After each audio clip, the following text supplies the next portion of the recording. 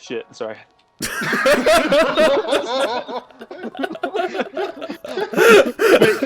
I just hit record. Okay, we are here today for PRs with Sketch AV, the god, and we're here with Mordecai here, from the actual regular show, and then here we're here with Lord Bash here, There we go. Okay. Lord Bash. What's up, everybody? It is me, Sketch AV. Go subscribe to my YouTube. Link will be in the description. Go follow me on Twitch. Link will also be in the description. Follow me on Twitter. You know what I'm saying? That's all I got. I like how Sketch completely dissed Bash's introductions and gave himself another one just because they're so shitty. It was better than your intro. The burp into shit. Yeah, that's true. So as you can probably tell, this is gonna be some pretty unconventional PRs. We're gonna roast a few people. A few. That's generous. Yeah, a few is a little generous. Just a few. Yes. But it's out of love. We're roasting because we just want to see everybody be their best selves. So don't take it personally. If you get roasted, it's cool. We just want to see you be the best league battler you can be. Also, I just want to add in, this is purely based off of drafts. This is not about any play style or anything like that, or how good the player is. These PRs. Yes. For sure. Because if that was the case, Crypto would be in last. Dude, I was literally just about to say that, but I was going to try and spoilers. They don't know he's not in last yet. Dude, chill. Shoot, I'm sorry, he's in 15th. Okay, so who wants to introduce last place? Yo, me. I got actually, before we do, what I'll say is the three of us, we each made our own separate lists, and then I took the average placement of everybody on those lists and then made like an average list. So there was nobody who was last place on all three lists, if that makes you feel better. There's also nobody who was first place on all three lists, but you should see all of our placements on each slide as we get to it. Do you want to go over our three lists at the end of the video, at the end of the PRs, just to show everybody where we had them play? Or not? Yeah, I guess we could do that. Yeah, I like that better. I was gonna have all of our placements on each slide, but I like just recapping at the end, I guess. But yeah. Okay, so we hop into the 16th spot. Yeah, let's jump into it. Take it away, Crypto. Alright, I don't like to do this because you literally drafted my favorite Mon round 1, so I had so much faith for this team. But Tezzy, bro, what the fuck? Whoa, Whoa. Okay, sorry. Wait, should we cut that part? Wait, are we not even reading off the team? Sorry. No, dude, it's one take. Everything stays in. Okay. Everything stays in. Alright, my bad. Alright, we'll pull the trigger back a little bit. Okay. Yeah, dial it back. Dude, they don't even know what the team is. Bro, this is the most toxic power rankings of all time. Crypto! Last place. I'll take it. I'll take it from you. Crypto, go calm down for a second. I'll take it from you. Oh, fuck. Last place is the Clean Sweep Clefables, coached by Tezzy. The team consists of Tornadus Therian, Mega Swampert, Sylveon, Pelipper, Galarian Slowking, Silvally, Vikavolt, Frostlass, Scrafty, Jolteon, Leafeon, and Smeargle. Also, I kind of just introduced teams in the order that I see biggest threats to lowest threats, so it's not necessarily the order they were drafted, in case anybody was confused about that. But okay. I thought you were okay. That's fair. Yeah. I want to point out. Well, I think I'll go ahead with this. Go ahead. One of the biggest things I have with the problem with this team is your only stealth rockers are Mega Swampert and Smeargle. And Mega Swampert doesn't want to run rocks because it wants to sweep, right? Because you're a rain team. And then Smeargle is a suicide lead. Now, if you guys don't know what a suicide lead means, it means that they die immediately. Oh my god. I want to add to that, he did not draft a steel type or a fire type, which means that his only resist to fairies is Galarian Slowking. He took it round 2 though. He has big hopes for it. Yeah. Right. And then the third thing I want to mention is that his priority is non-existent, other than quick attack Leafeon. Look, quick attack the evolutions because he has Leafeon, Jolteon's what is it called? Sylveon, and then fake out Scrafty. Actually, Frostless gets Ice Shard, which could be good against certain dragons. I Oh guess. wait, you're right. I forgot that it's actually physical. It's kind of viable now. I forgot about that. Wait, doesn't Smeargle get like Sucker Punch too? Oh, Okay, I'm not counting Smeargle as a Pokemon though. Smeargle, stop, bro. Okay, so here's what I have to say with this team. Okay, last season I faced Draco's Rain team week 1, and it was the most hellish, nightmarish experience I've ever had prepping for any league game in my draft league career. Rain in Gen 8 is broken. Okay, so this team had a lot of potential. With that being said, this team is not Draco's team. Part of the issue here is that there are 2 Rain teams, and they kind of just nerf each other by existing. It's sort of like Tezzy and Ali, who we'll discuss later. It's almost like they got a divorce and split custody of all the Rain mons, which in turn made both of their drafts weaker, in my opinion, which, like I said, we'll discuss Ali whenever we get there. But it's literally just those 2 teams existing at the same time are making each other worse. Thank God you picked up Mega Swampert in the grace period, because if you didn't, that would have been pretty bad. I'm kind of sad that you dropped Kabutops in the process, because you only have like 1 Swift Swim user on the Rain team, which is pretty threatening. And I get that like Torrentee gets the 100% accurate Hurricanes now, and that's great. I feel like if you were going for a Rain team, Zapdos would have been a way better threat now that it has like Thunder, Hurricane, and Weather Ball, because there's just like no answers for that. There's nothing here that like takes advantage of Rain being up defensively. Like there's no Ferrothorn or like a Scizor or anything like that. The Vikavolt feels kind of weird to me, because like I don't see what the point of having webs on this team is, because the only thing that would actually appreciate them would be Swampert, which would just want the Rain up anyway. I kind of disagree. I think like if there's certain games like he feels like Pelipper might be a little bit too pressured or whatever to bring, he can kind of go with a different approach under like webs or something with like Sylveon and Scrafty. I think are both good users too. But I mean, it just gives his team a little bit of a different approach. Like it might be unorthodox, I guess, but it keeps you guessing, I guess, which is something. But I don't know. But the Rain approach, I mean, it is like a half Rain, like half suicide lead team with Frostless there. I don't know. I will say, I think he could have gone a different path with Smeargle, because you already have Sticky Webs with Vikavolt anyway. So like that was like the main reason that people usually get Smeargle, is because of webs. Getting an actual good Stealth Rocker could have been a really good place there, or an actual Ice Resist too, because you got like what, Frostlass and possibly Savali, depending on the type. Yeah. And Frostlass is not going to want to take a hit really anyway, so like maybe a potential Steel type with Stealth Rocks could be good here. Just throwing that out there. He's definitely going to have to bank on Savali a lot. Like I feel like in a lot of matchups, like whether it's going to be like bring Steel Savali or just like whatever, I think it's going to be definitely a common bring for him. Yeah, Savali's going to be really important. I think a sleeper threat on this team is actually going to be the Jolteon too, just because it has really solid speed. Even like, obviously it doesn't need Swift Swim to be fast, but it also has Weather Ball, and that's sort of the only thing holding Jolteon back right now, is that it can't usually hit ground types now that Hidden Power's gone. But that thing actually can be a threat with like Thunder, Spam, and Weather Ball. It's kind of like a budget Zapdos. I know I criticized him for not having Zapdos before, but I do think that the Jolteon's a good pickup. To me, Leafeon seems kind of unnecessary. I think it's kind of funny that there's 3 evolutions on this team. I think that's kind of clean. But yes. I don't know. I haven't used Leafeon. I imagine that its main use is like for wish support, and then maybe like doing some good grass damage. I think it would almost be better, like I don't know if you can afford it, but if you could make a play to get something like Ludicolo, just for another Swift Swim user, or if you can't, I know Cradilly is pretty cheap, and that could help you stop from other people abusing your Rain.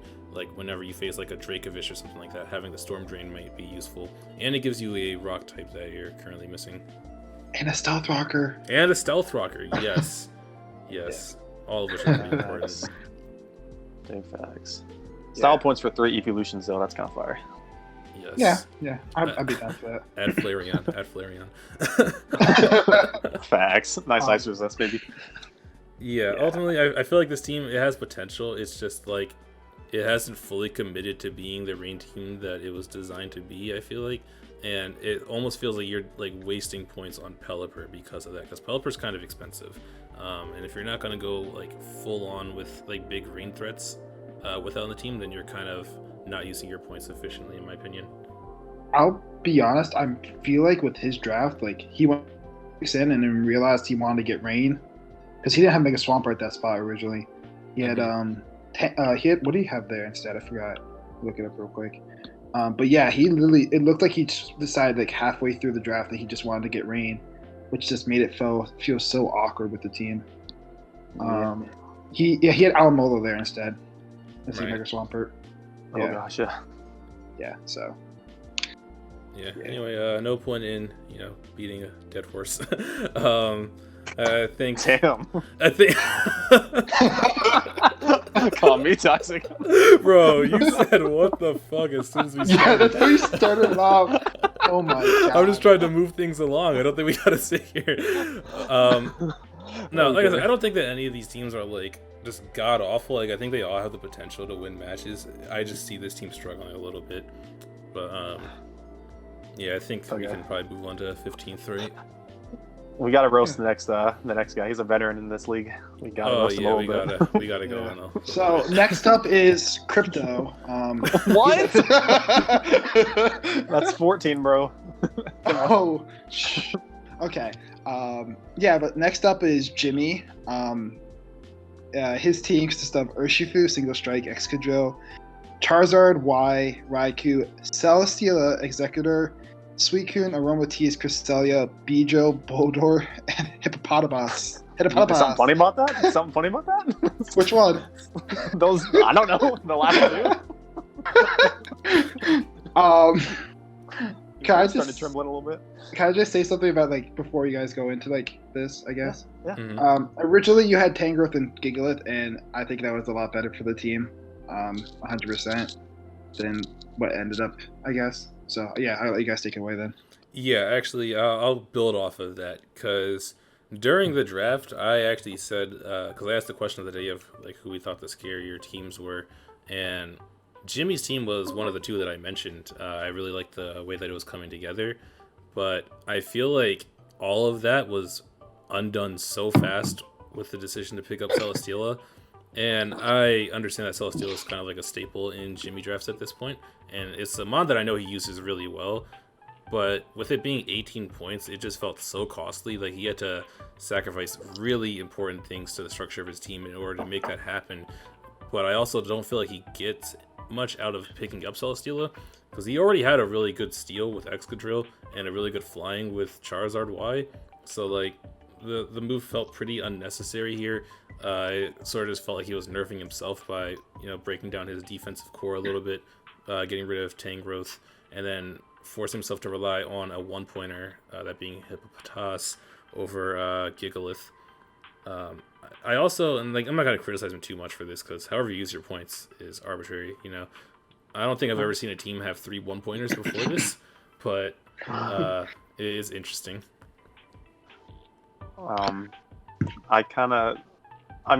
This doesn't really like go into how we're supposed to be ranking them, but Jimmy's like a really unorthodox player from what I know. So like the team looks weird on paper, but like I know he'll utilize it well. It's something I'm definitely looking forward to seeing.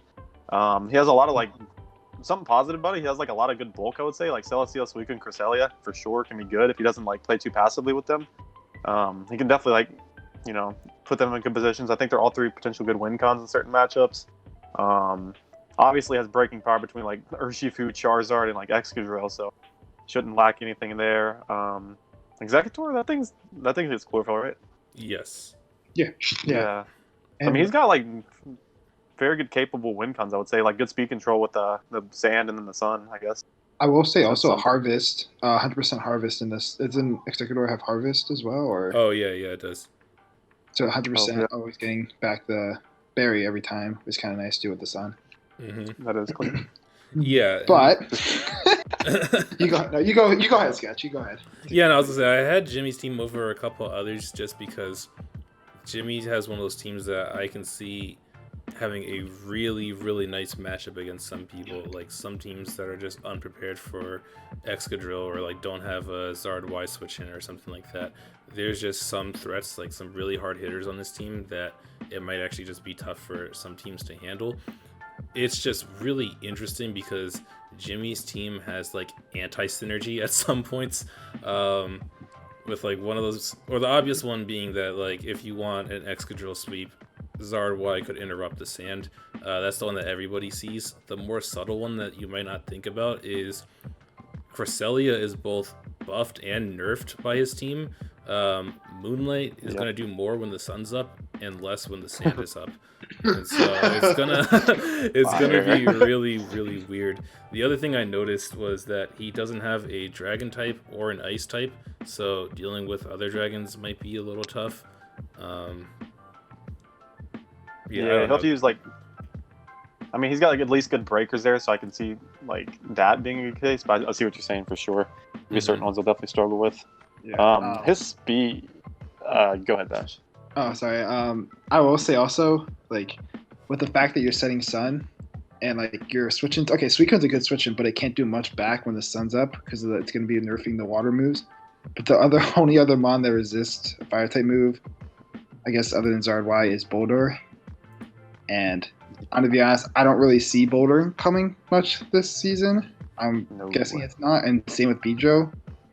To be honest, I don't know, bro. Like with the fact that you have Celesteela as one of your big mons, it's going to be tough with the fire kind of weakness almost.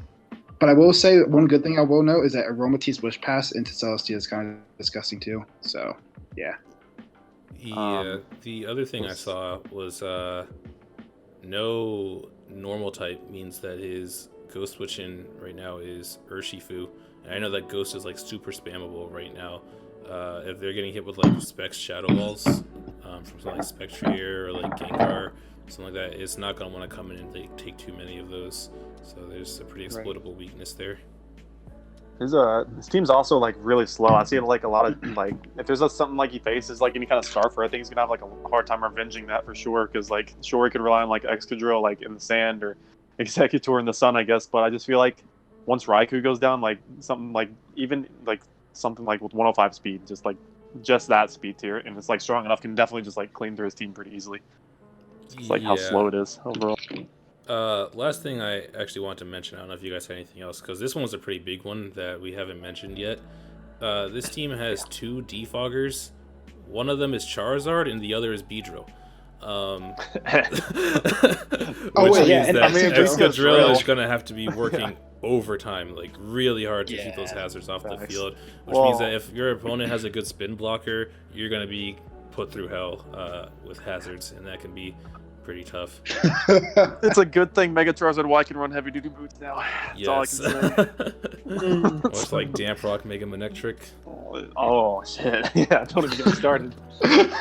But like I said, Jimmy's an unorthodox player. I think that if anybody could pull off a team like this, it's him. But like I said, we're just doing the rankings solely based on the team and not the players. So. Yep. Yeah. We're moving on. Yeah. One more thing also. Okay, the fact that he does have double steals is kind of a little nice for Urshifu though, because Urshifu brings in fairy types really easily. So, and you have one that offensively really pressures fairy types with Excadrill, and then one that really just puts a hard stop to most fairies, and Celesteela. So that is true. I hadn't really thought about that. Yeah. Yeah. So in 14th place, we have the South Denmark Donphans, coached by Lemos. Wait, I thought it was Crypto. Not yet. I'm 13th, Bash. Come on. This is the first one on the list that we had like a pretty different stance on. This was a pretty polarizing one, and I can go first because I think that I'm probably going to be the most critical here, because Bash had him considerably higher on his list. I had Lemos in last place on mine. No disrespect to the homie Lemos, no disrespect. I'll start with the good thing. I'll start with what I really like about this draft. At first, I saw Victini and Reuniclus, and I thought, like, okay, here we go. It's going to be a type redundant team. You're going to be missing out on key typings. But I was pleasantly surprised with this. You managed to hit 17 typings, and the only one that you're missing is the rock type, which I think is the most optional typing when it comes to Draft League, personally. I thought that you have really nice control with hazards, with like Mega Aggron, Miltank, and Swampert being 3 of like the best stealth rockers I can think of. And Heracross getting spikes now is also pretty nice. You got some decent defoggers with like Florges, Rotom, and Noivern. I don't think any of them are like amazing at it, but they're all like pretty decent, so you shouldn't be like too hard pressed. The problem that I see with this team is that it just lacks in power compared to other teams, and I feel like you kind of got put in a really bad situation by like looking back at how the draft went. Round 1 Victini, sure, I'm with it. I think that is probably one of the weaker things that was taken in round 1, so you can maybe try to supplement that with what you get in round 2 to add in some extra power, and that's where the Noivern came in. That was the pick of the draft, though. Honestly, round 2 Noivern. Gotta give him props for that. At least big props. Actually, Yes. have we read through his team yet? I don't think we did. Yeah. No, Okay. I His team is. so. I don't think so. Yeah. His team is Victini, Reuniclus, Mega Aggron, Heracross, Amoonguss, Florges, Swampert, Noivern, Miltank, Sneasel, and Rotom. So Noivern round 2 is goated. I'm with it. I see the vision.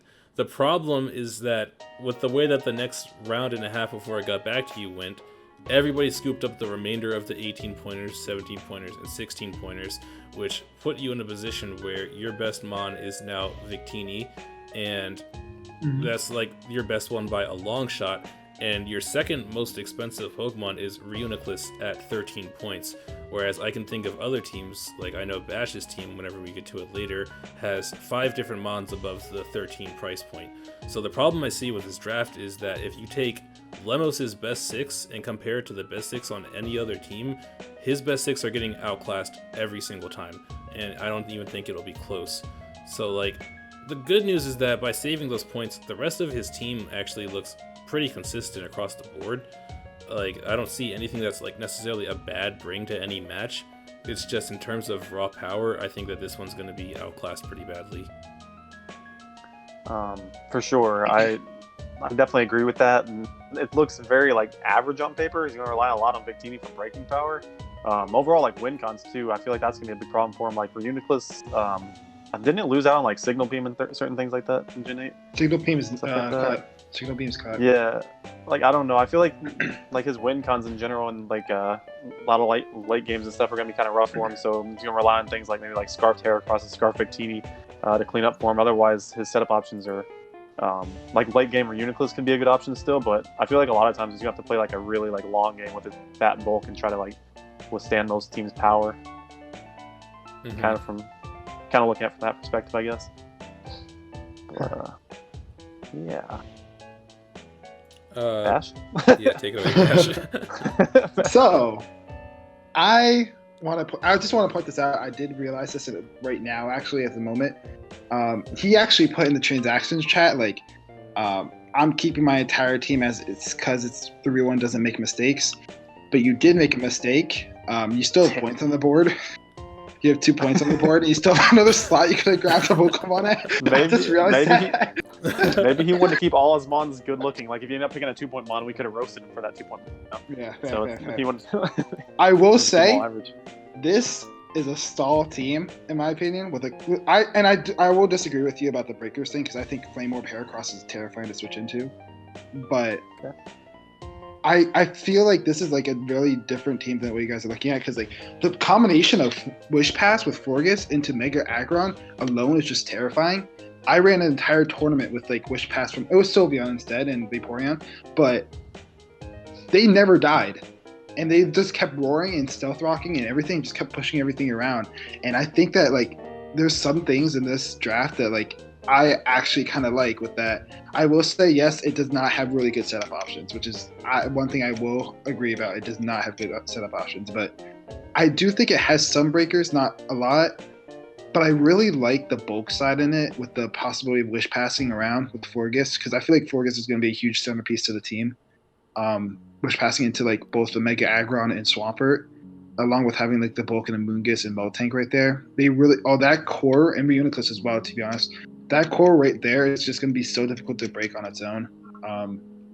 So I'm not looking forward to seeing that, but like I'm kind of interested to see, I guess. And I think Victini and Heracross can break on its own.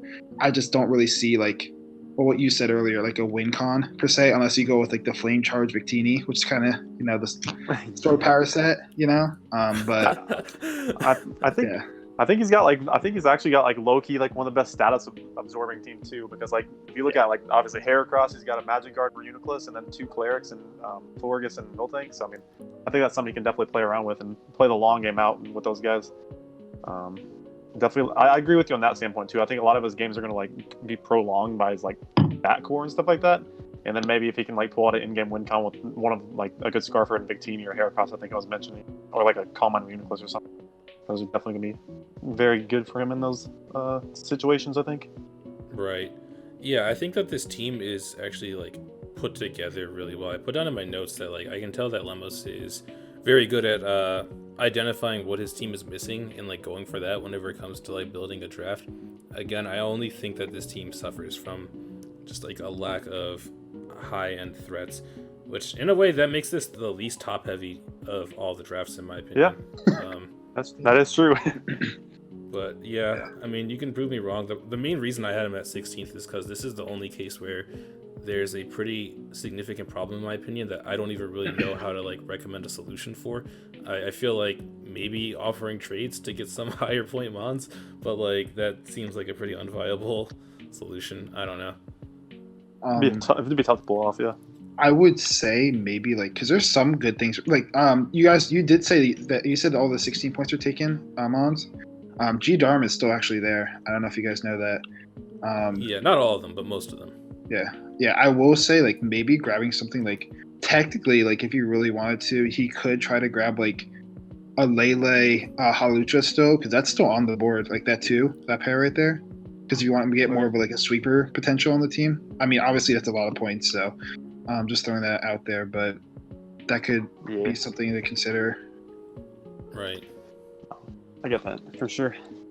I'm excited to see what he can do with this team, though. Like, I think it's like Sketch was saying, obviously the least top heavy. I mean, it's very balanced in that sense. Yeah. I also like this. I guarantee Lemos games will go like no.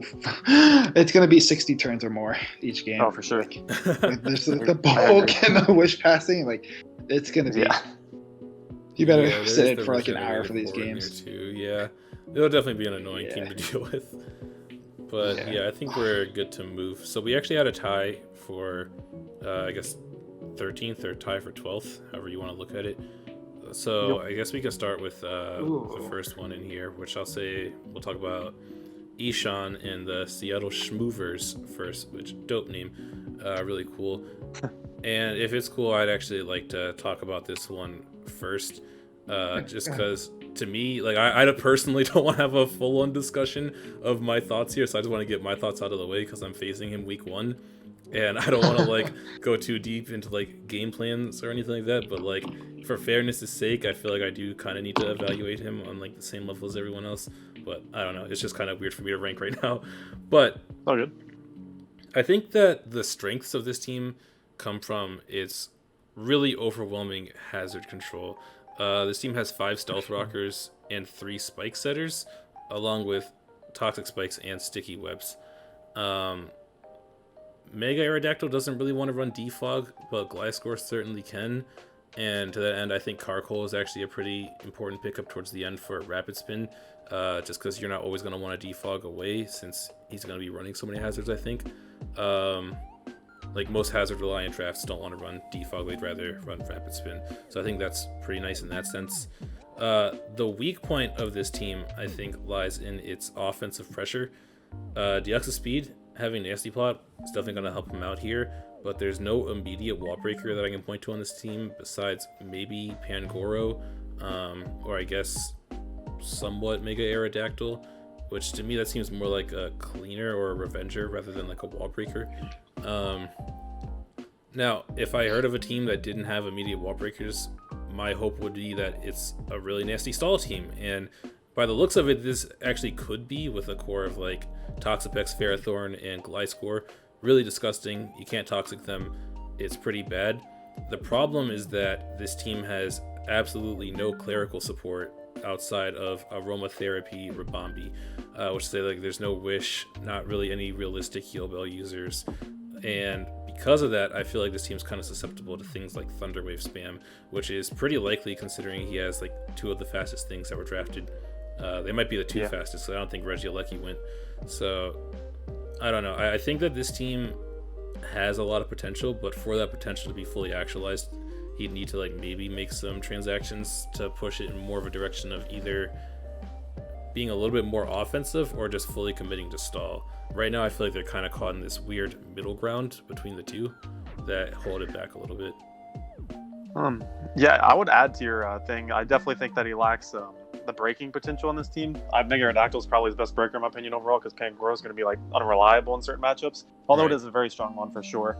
But one thing I would say that's really cool about like Mega Aerodactyl and Deoxys is they both have like really good coverage. So if he can use them in like kind of like a sneaky way, I guess, to like pick off the opponent's like best wall breaker, like you were mentioning, then that can really open up the game for his defensive core to shine in the late game, which I'm assuming is going to be like his best way to win games and stuff, like Gliscor and Toxapex in the game with like T-Spikes, and Gliscor's it's like self like can win a lot of games with SD just because it can sit in front of so many different monsters. And like Pangoro, like I'm not trying to sleep on it at all, because he does have the webs opportunity with it with Bombi, and Heliolisk does give him some nice momentum there. But I definitely think that the main shining points in this draft is definitely going to be his bulk for sure, and Deoxys and Aerodactyl is probably going to be the best way of opening that to win those games for him. What I would say. So I have some thoughts about this team. First off, you guys talked about wall breaking. I will say Deoxys Speed is one of the best stall breakers. It has pressure stall, plus has taunt recover. It has like Seismic Toss, Nightshade, stuff like that. Does pretty well with stall breaking. And actually Mega Aerodactyl I've used in the past as a stall breaker too, and I actually used it to beat Suicune. So like I feel like that could as well help with that. Obviously that's not really breaker wise. Flexing about things that he's done. No, I shut up. But I also like it's really weird because it feels like pretty much like most of the team is either 95 or above, or it's just like super slow. It's like it feels like a huge gap. I don't know if that's just maybe I'm just missing something, or like I feel like there's just like a huge gap. It feels like that is kind of bound to happen whenever you draft Deoxys Speed round 1. I know, but like if you look at his team, like Deoxys Speed, Mega Aerodactyl, right, Bombi, Heliolisk, like Heliolisk. Yeah, like like drops because Gliscor is not going to run speed a lot of times. So I mean, yeah, that makes sense. Yeah. Also want to mention Heliolisk can break, but it's not always reliable for it, to be honest. Yeah. But yeah, I think his stall core is kind of disgusting. And I will say, like, sometimes he might have a trouble like getting some of his like bigger, more offensive mons in. Especially since like I feel like he doesn't really have like a way to like reliably get them in without being like status, as you said, Sketch. Because Ferrothorn and Toxapex, they're not really exactly mons that really like you have to hard switch out of them. I guess Gliscor would be the best way to do it, but like and there was one more thing that I wrote down. Yeah, you already mentioned the cleric. Yeah, I just want to mention the speed tiers, and I do think Pangoro is a really good breaker though under webs that Crypto mentioned. So yeah. Mm-hmm. Yeah. All right. Yeah. I don't think there's too much else that I have to say about that, so we can probably move on to the next team. And like I said, this was a tie for this position, so the other one at 12th is the Los Angeles Lycanrocs and AlmightyArceus. And that team consists of Mega Diancie, Skarmory, Volcarona, Dracovish, Hippowdon, Grimmsnarl, Hitmonlee, Gourgeist, Ariados, Substrika, and Lickitung. Fucking Lickitung. I love it. Do you mind if I take first on this? Yeah, absolutely. Go for it. So the first thing I wrote down when I looked at this team, right, is his ways of beating bulky waters are Zebstrika and Gourgeist. which aren't exactly the best ways to beat it. Part also because like Zebstrika got hugely nerfed by this by the fact that it lost hidden powers, to be honest. And it's also not that amazing, to be honest now. And then Gorgas is not, it can be offensive, but like it's not really seen as the best way to answer water types. When his team is Dracovish, which gets walled by bulky waters, right? Hippowdon that gets walled by bulky waters. Volcarona, which gets answered by bulky waters. Blastoise that gets walled by bulky waters. Like it's just Mega Diancie technically can too a little bit, but like it's Mega Diancie can sometimes break through. Is Blastoise on this team? I thought Blastoise was. Yeah.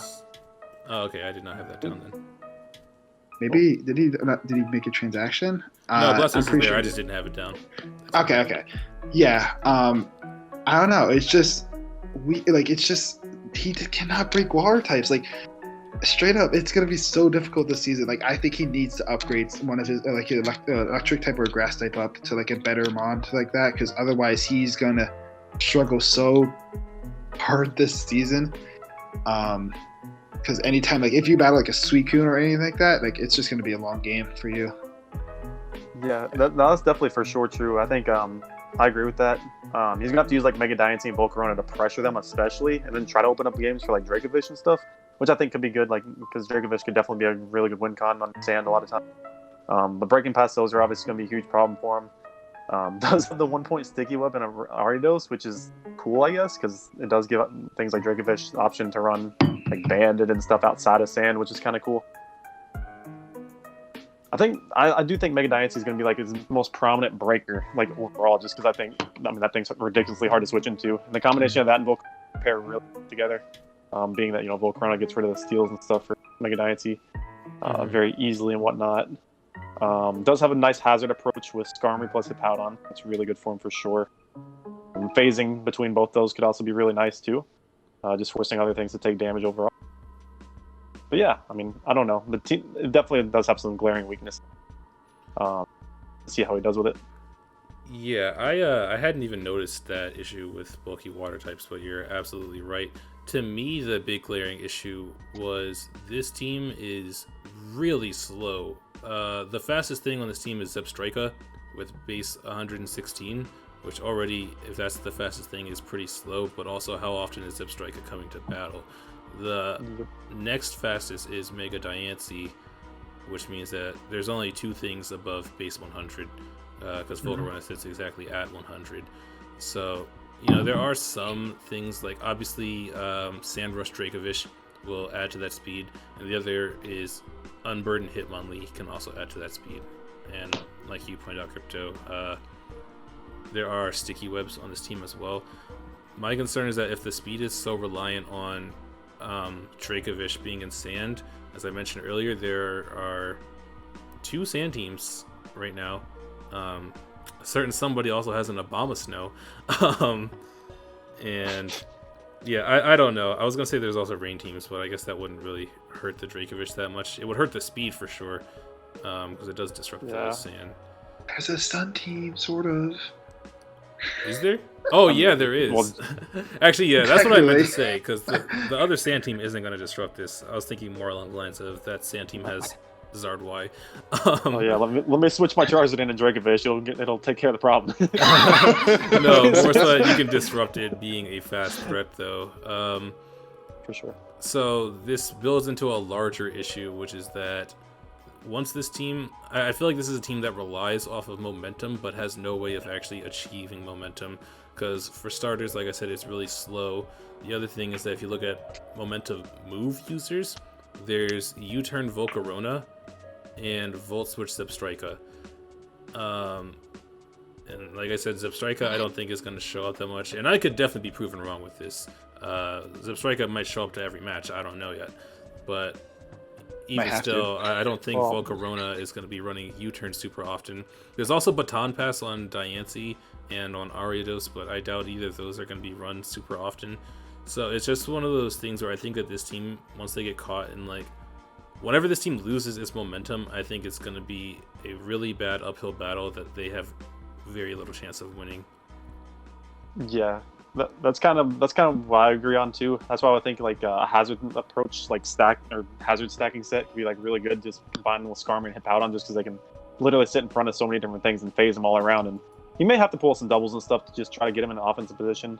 A lot of times, and you forgot to mention the momentum move users. Ariados is actually a pretty good sack fodder, so that helps him get in his other guys too. He's, The momentum sacking Arceus.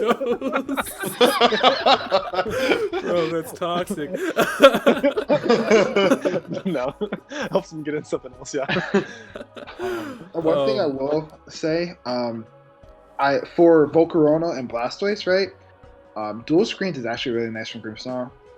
That's one thing I will note, but otherwise, Yeah. Oh wait, Blastoise gets flip turn now, right? Yeah.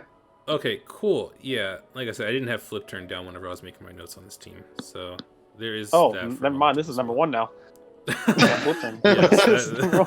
that changes everything. No, I do think the flip turn Blastoise will help out with the momentum issue a little bit, but not enough to really completely change my mind there.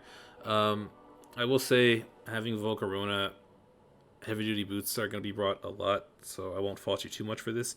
But Skarmory is like the only defogger besides Volcarona itself, so I feel like Volcarona is almost locked into having to run heavy duty boots. I think that Magic Bounce Diancie is a pretty good deterrent for sure. I kind of do like the synergy there. It's just I feel like you're going to be forced to run that when you might want to run, like, I don't know, Life Orb to pick up a certain kill, or leftovers for like sub lefties or something like that. But I do like, I think Bash already mentioned this, the screens Grimmsnarl I think pairs with Volcarona really well too. So I'm thinking that this team's going to be largely structured around Volcarona. That's what I'm expecting to sort of be like the breakout mon of this team that really carries it. Can I mention something else quick? No. Well, thanks. I feel like Blastoise doesn't really fit on this team that well, to be honest. I literally just looked up at the doc, and Regieleki is actually the same tier, and I feel like it fixes a lot of the roles that's missing in the team. Because I'm a fast mon. Yep. There's a fast mon that deals with bulky waters, has removal. That is very true. And then you could get rid of Zebstrika. I don't know. Let me not hit on Zebstrika too much. I think I'm still salty from a couple seasons ago. Yeah, I was gonna say I think I'm still salty over whoever said that Zebstrika was better than Mega Manectric because it's faster with a scarf and hits harder with specs. Fucking juiced. Damn, why didn't I think of that? Yeah, I think that's a really good point, though. Regieleki could actually be a really interesting addition to this team. I also realized that, once again, I forgot about Blastoise when I was talking about defoggers, because that definitely gets rapid spin. But, yeah, I think that's a very good point. But are we good to move on to the next? For sure. All right. Yeah, sure, yeah.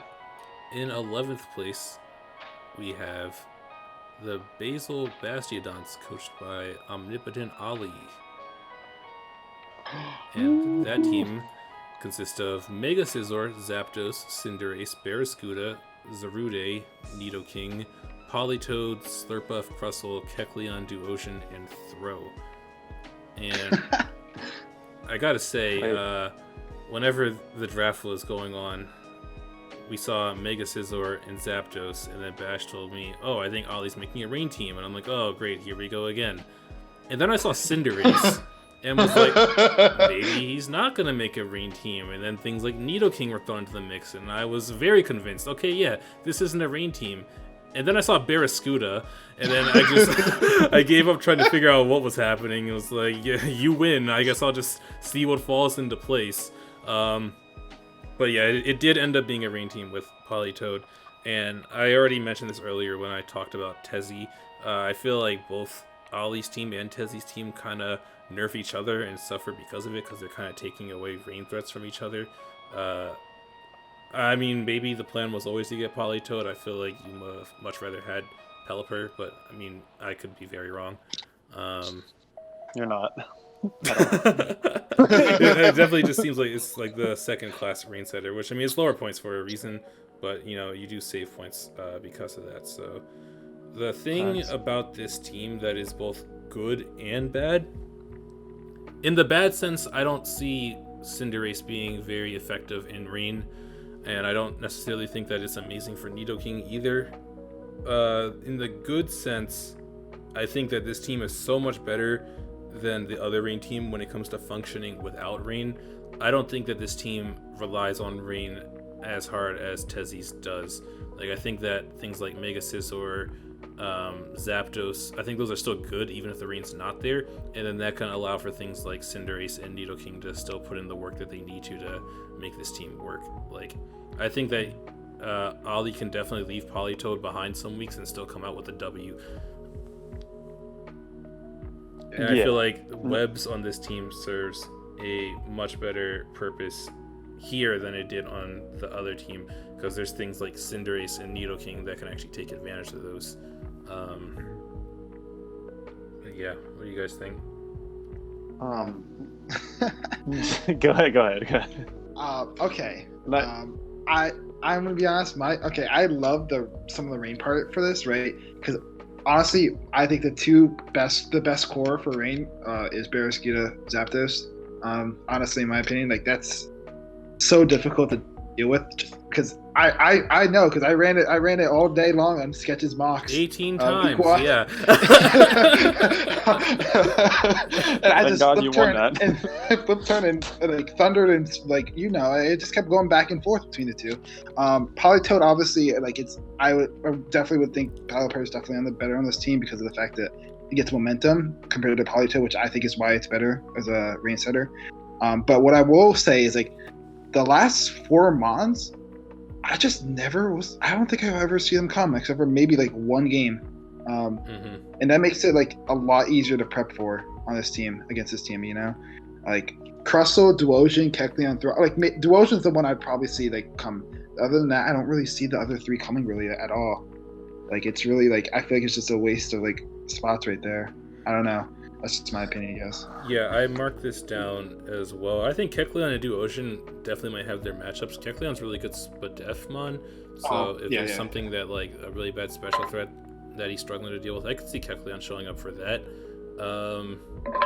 It's also a pretty good stealth rocker, so I can see it. Crustle, I'm not sold on a Rain team. And Throw, I think Jimmy used Throw in UPC, and it's surprisingly bulky, but it's also like not necessarily the best. He's throwing. Nice. I would agree. Barraskewda and Zapdos definitely are the top threats in Rain right now. I would maybe say I personally might put Mega Swampert over Barraskewda, and at this point, I think I'm an expert on Rain teams, because as I mentioned before, I had to prepare for that Draco team last time. Week 1, and it was the worst experience ever. I had to get 18 mocks for that, and I only won 3 of them. But I faced Mega Swampert, Barraskewda, Kingdra, and Zapdos on repeat for like 2 days straight. So the only reason I personally put Swampert above Barraskewda is because the added bulk that Swampert has makes it so that it's not going to die as soon as it takes a hit. And that's especially important when it comes to like priority moves. Like something like a Mach Punch from Infernape, Barraskewda doesn't necessarily want to take those too many times. It also can't switch in on a hit in the same way that Swampert can if it needs to at some point. So that's the only reason I would put Swampert like slightly ahead, but it is very close. I think that Barraskewda Zapdos is a really terrifying core, and also Mega Scizor in Rain just sounds disgusting. I used Mega Scizor last season and it was already pretty disgusting, but taking away that fire weakness or cutting it down a bit is insane. Yeah, I guess just to add on, I agree with like pretty much everything you guys have been saying, but aside from like Politoed and like Duosion, I'm not a huge fan of his low tiers. So I think he could have maybe made a little bit better value out of those, whether it was to add to the Rain core, maybe like just give him another potential good win con. I understand like Crustle's not bad, but I feel like you could have added something a little bit better towards over like Throw and Crustle and even Kecleon. Like Kecleon has like nice like utility, but I just don't think it's that good to be honest. Opinion. Kai just mentioned something again. Yes. It's kind of to argue against Sketch, because I still believe Barraskewda is better than Mega Swampert and Rain, but there's a couple reasons to mention that, because Barraskewda you cannot just run a Scarf or an outspeed in rain because Mega Swampert will be outsped by like Latios and Scarf Latios, all of them, all the base 110s and above. If they're Scarf, they're outspeeding Mega Swampert in rain no matter what. And also to mention, Barraskewda, like you could run like a Jody, right? And you probably still won't outspeed Barraskewda in the rain. I'm pretty sure that Sketch something he ran a Jody Articuno for a mock and it still didn't outspeed. Like that's just a thing that's a huge problem, I think. Because that's a couple of different ways to try to beat out rain too if you can't beat it defensively. Yeah, I think it's a tough thing to say for sure. Because like I said, Barraskewda is going to drop to the priority, but you're definitely right. It's so much harder to actually outspeed. So it really comes down to the team. Like if you have good priority options, maybe you'd rather see Barraskewda. If you don't, maybe you'd rather see the Swampert. I don't know. I guess we'll find out week 2 when Ollie and Tezzy face off. Which one's better? Oh, is that happening week 2? Is that really? Yeah. Yo, I'm so hyped. So hyped. Oh my god. Other more subtle issue that I will mention with this team. This is another. I mentioned this with another team already. This team doesn't have a dragon or an ice type, so dealing with dragons might be a little rough, but we'll see. I mean, maybe something like Ice Beam, Nidoking could come in pretty handy. I don't know. Yee. Rely on that Slurpuff, man. Yes, rely on Slurpuff. Yeah, that's the main thing. Is like, especially when you're Fairy Slurpuff, I don't feel very good about, especially because there's so many good dragons in the game now that you know, not having an answer to them can go downhill so fast because they're like the most aggressive, I think, when it comes to setup. But yeah, I think we can probably move on to 10th place. Yeah, let's go for it. And that spot belongs to the St. Louis Chatdots, coached by Hacker Killer. Do you want me to start on this one since I put him a lot higher than you guys? Yeah, I put him first. Yeah, I'm really interested to hear Crypto's thoughts here. Okay. Introduce the team. Oh yeah, we've got Hacker Killer. I didn't hear his team name. I think it was like St. Louis, Shoutouts, something or something like that. But yeah, he's got like the Landorus, Incarnate, and Broken as fuck. He's got the Rotom Wash, the Weavile, the Mienshao, the Roserade, Uxie, Registeel, Lycanroc, Dusk, Fairy, Type Null, and Colossal. Immediately, I really like his hazard control. Like he's got a lot of just really good rockers. Things like Roserade and Lycanroc, I think, are good like Sash leads in a lot of games, which could be really good because they can do a lot of damage early on for him, which can give him like, they might be like essentially like what I was like making fun of earlier, like Ariados being like a death fodder early on, but they can get like a lot of ground early on for things like Landorus and Weavile to come in and really start wrecking havoc. And things like Uxie are really good, momentum in general, but good utility for the team in general too. Again, for Landorus and Weavile, I think those two are definitely going to shine together. Weavile is going to put Landorus in strong positions to like pressure out all the grass types that Landorus may not want to sludge away for a certain week or something like that. And Rotom is another one that's a really good momentum mon to get in those guys. Mienshao, another one. This team, it doesn't really have like too many like, I guess they're all one-dimensional in a lot of ways. Like things like Weavile are very offensive, can't really take hits, obviously. Things like Mienshao are really offensive, can't take hits. But then he's also got like the defensive mods, which are pretty passive in the sense like Uxie and Registeel and Fairy.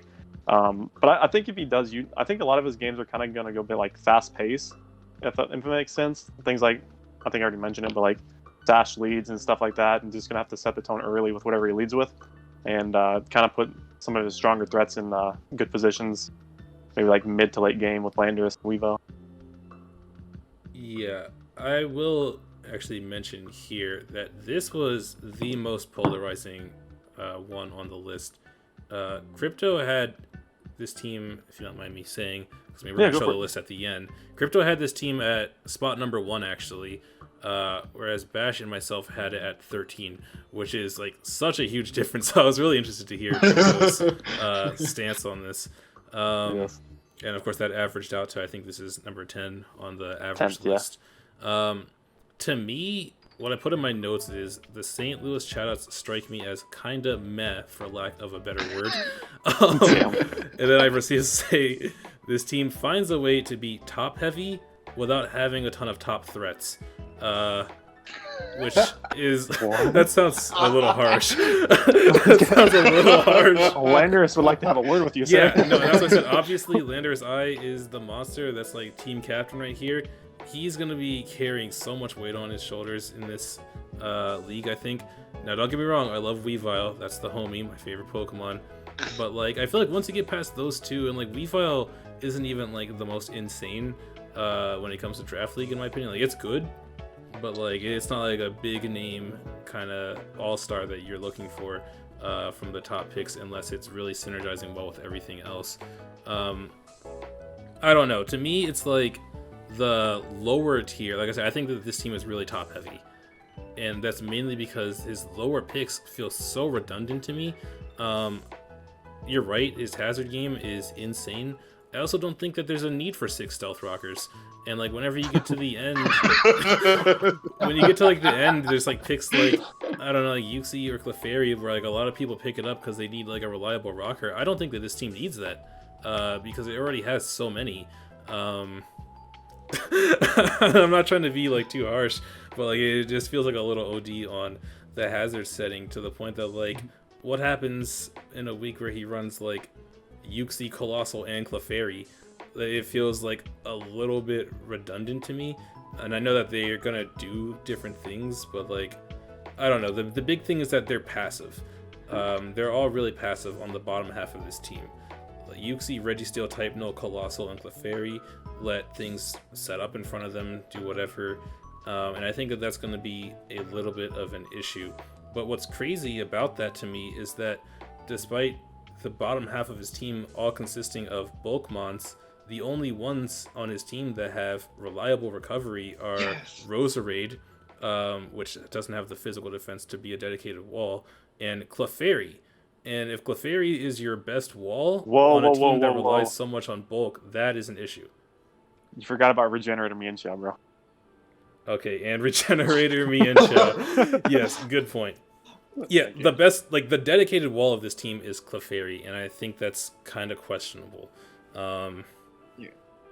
Especially like what I mentioned with the last team. There's so many good dragons in the game that, like, you know, Clefairy being the answer is like, I don't know. Go ahead, Dash. So yeah, Sketch, that was the big point I really was gonna say, was the Sketch was like about like the Clefairy's really the only wall with like, I guess with reliable recovery, which is like very, very problematic in my opinion. Uxie, Registeel, and all of them, they're just gonna get worn down like so easily, I feel like, and that's a huge problem. Like, they're not gonna be able to they just need to run like choice band and stuff like that and just hit it, and then they can't recover off of that damage. Like, it's gonna be really difficult for them to do that. I also want to mention, you know, like his only, in my opinion, his only switch into really fighting types is Uxie right now, and his team's very weak to fighting types. I feel like a physical fighting type with like knockoff is really difficult for him to deal with. Clefairy, bro, no, it gets knocked up. It's done. It's done. Yeah. I don't know. Like, I feel like that's a huge problem, I guess. Like, look at his team. Like, Weavile's quad weak, right? Mienshao's not taking a hit, right? Roserade doesn't want to take a physical hit, to be honest, at all, really. Registeel hates fighting types. Lycanroc Dusk hates fighting types. Type Null hates fighting types. Colossal hates fighting types. It's going to be a huge problem, I think, for him dealing with fighting types, even though he has Uxie, but doesn't have reliable recovery. And most fighting types also, a lot of fighting types have U-turn as well, I think, now. Some of them do.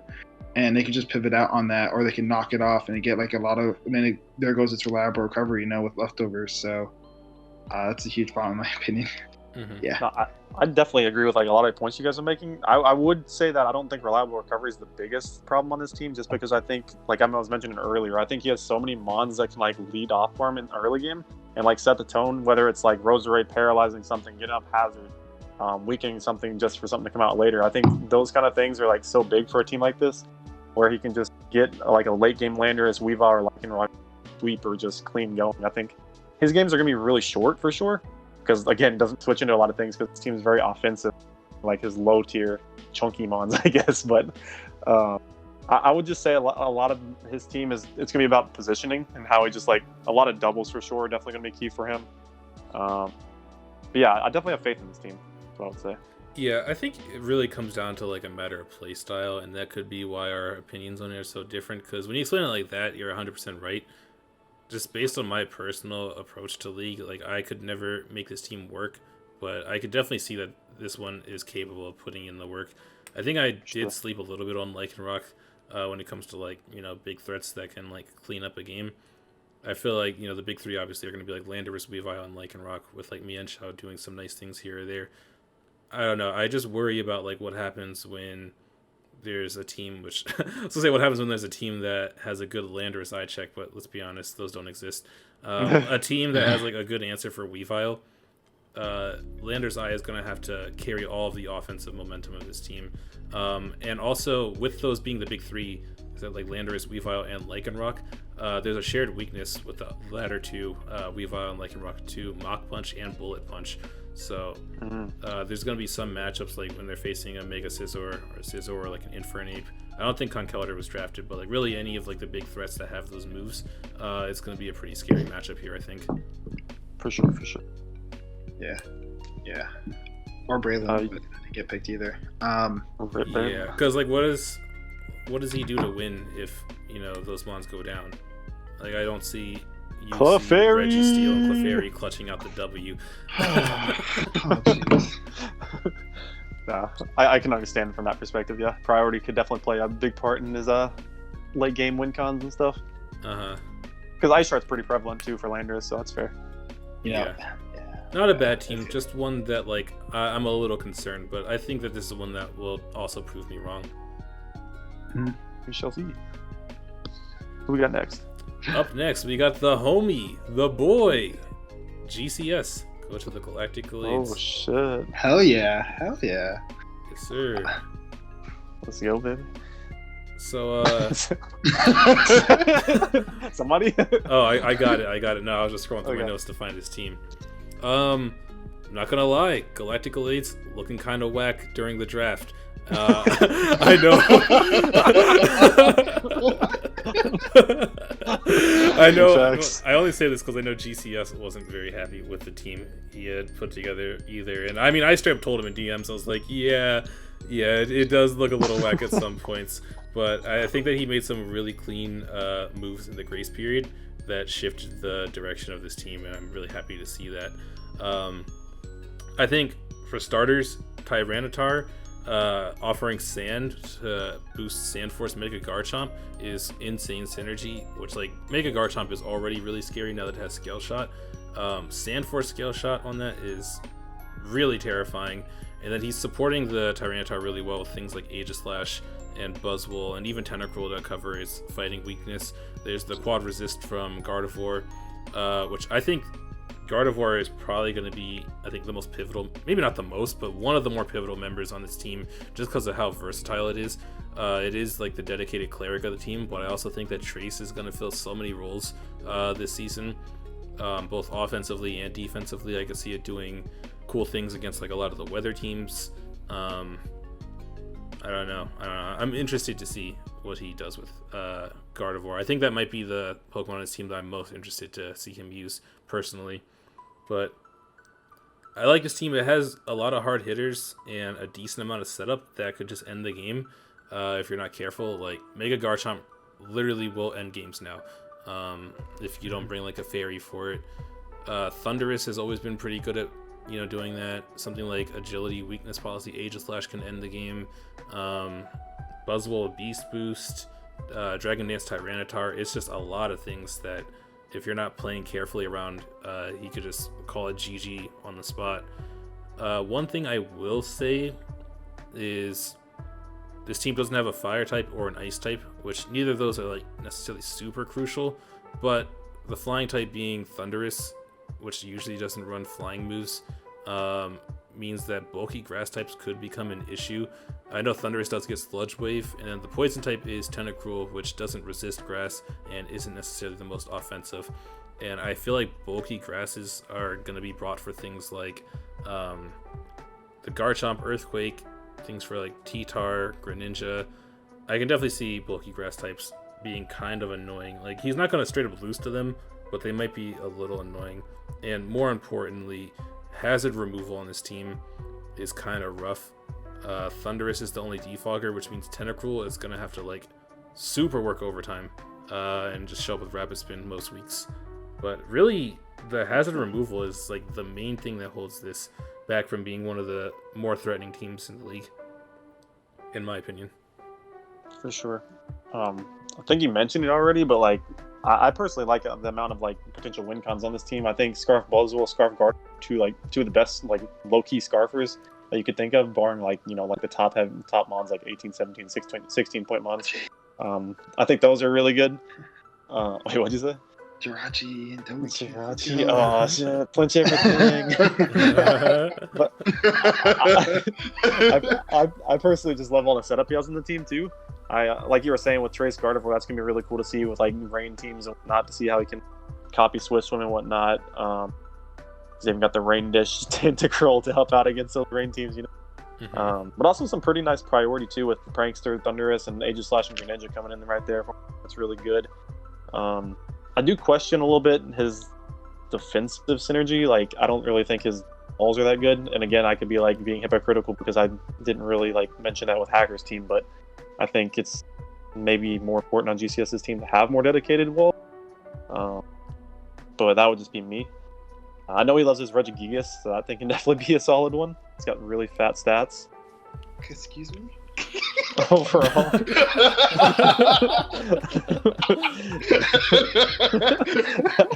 Yeah, Bass came out of the closet earlier if you guys were wondering, so what? No. I definitely see your point there. I feel like this is more of like a bulky offense type of team, so it might not necessarily need walls, but you're right, Tangela is kind of holding it down on that front. I think Buzzwole could be Fizz Def Wall for sure, but for sure. Buzzwole's tanky on the Fizz Buzzwole's side. a tanky boy, dude. Yeah. Round two Greninja, by the way. Like, me and Sketch were talking about this the other day. I think it's definitely an overrated mon in draft, but I know GCS loves it, so I'm excited to see what he can do with it this season. To be honest, no. Like, a lot of drafts have Grand going at round 2. If the person's able to use it really well, it's well, you know what? It definitely offers a lot of utility. I would. Yeah. Mm-hmm. Okay. I guess it's my turn to go. Yeah. Tango is definitely the best Pokemon on this team. We talked about this. 100. Yeah. You did mention the Tentacruel thing. I was going to mention that because Thunderous does not want to run Defog, really, to be honest. Mm-hmm. I will also say that, like, I feel like he's going to use Thunderous as, like, to stop to be anti-setup as well. Possibly with Prankster T-Wave, stuff like that. Or Prankster Toxic, technically, too. But, I feel like some of his setup threats are really scary. Mega Garchomp we talked about. Buzzwole could set up, too. Bulk Up is really good on it right now. Thunderous is one of the most terrifying. Just because of the amount of coverage it gets, it's absolutely insane. Not necessary. And Regigigas, right? We got Regigigas, we got Power Punch, Rest sets, but I don't know. I know he loves Regigigas, but it feels a little bit weird on the team for me, at least. I feel like there might have been a better way to go around it, maybe. I don't know, but I do like his team. Slacking, yeah. Slacking's kind of beast on this. I would think Slacking would be kind of nice on this team because it could, like, really punch holes. Say, like, for, like, Mega Garchomp to sweep, or, like, Thunderous, or even Scarf Gran or something like that. I thought that could have been a really cool play, but I understand the play. Regigigas, I just don't think it's that amazing. So. I was just going to add one more thing. Like, I know Thunderous is probably not the best defogger, but I think it's a clutch defogger in certain situations. Like, there's 5 Sticky Web teams, and if he really needs a defogger that game, he should run Thunderous because a lot of his mons are susceptible to webs. Like, a lot of his good win cons, like Buzzwole, Chomp, and Gardevoir, Tyranitar. So I think in that aspect, it could be a good defogger. But overall, it's definitely the better ones. I would agree with that. Don't forget it can't defog on Dark Face then. Oh man, I forgot Bash. Thanks. Honestly. No. Yeah. GCS is the homie. He's gonna win the league this season. That's my prediction. Yep. I would love to see He's it. gonna sweep with Tangela, bro. Let's go. Let's get it. Yes. Let's get it. Against Jimmy Chlorophyll Tangela. Oh, Ancient shit. power for the Zard. What, dude? I'm sorry. I don't wanna leak your stats or anything. Jesus. Yeah. Bro, I'm sorry. He was so hyped to bring that dude. Come on. Unbelievable.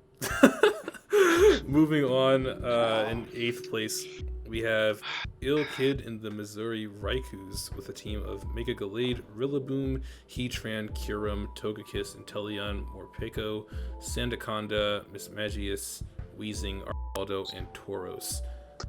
Best Mega in the game. Facts. I really want to use Mega Gallade at some point. But, do you mind if I go over it real quick first? Just because I want to point some things out quick.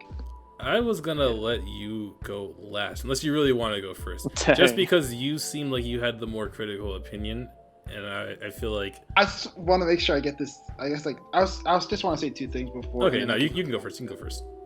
I just want to say like two things, like two big things, I guess, for me, for this team. Okay, like I thought the team was good, but there was like a huge problem with what I saw on the team was like, first off, ghost switch-ins, right? Your ghost switch-in is Morpeko and Tauros, and you have a Mega Gallade, right, as like your top mon, right? It's not going to appreciate ghost types. So ghost spam is going to be really annoying again, to be honest. Another thing is, in order to deal with bulky psychics, right? Your way to pressure a bulky psychics is Morpeko and Mismagius. And I'm gonna be honest, I don't think I see them coming too often. So that's my two big things I just want to say. And I'll let you guys take it over.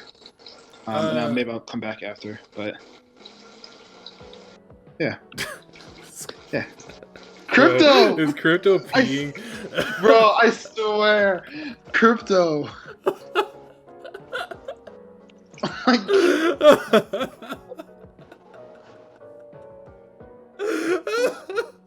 God damn it. I guess his gastrointestinal cords are not doing well at all.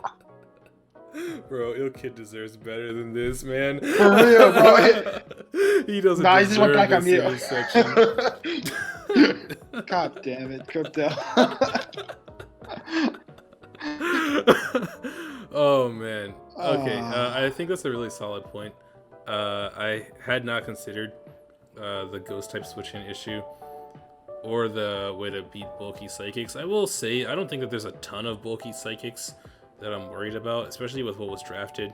The only ones that are really coming to mind are like Uxie is one, but that doesn't have reliable recovery. So like after a knockoff, unless it's running like Colbert, it's not going to be like in a huge position to like keep Mega Gallade in check for too long.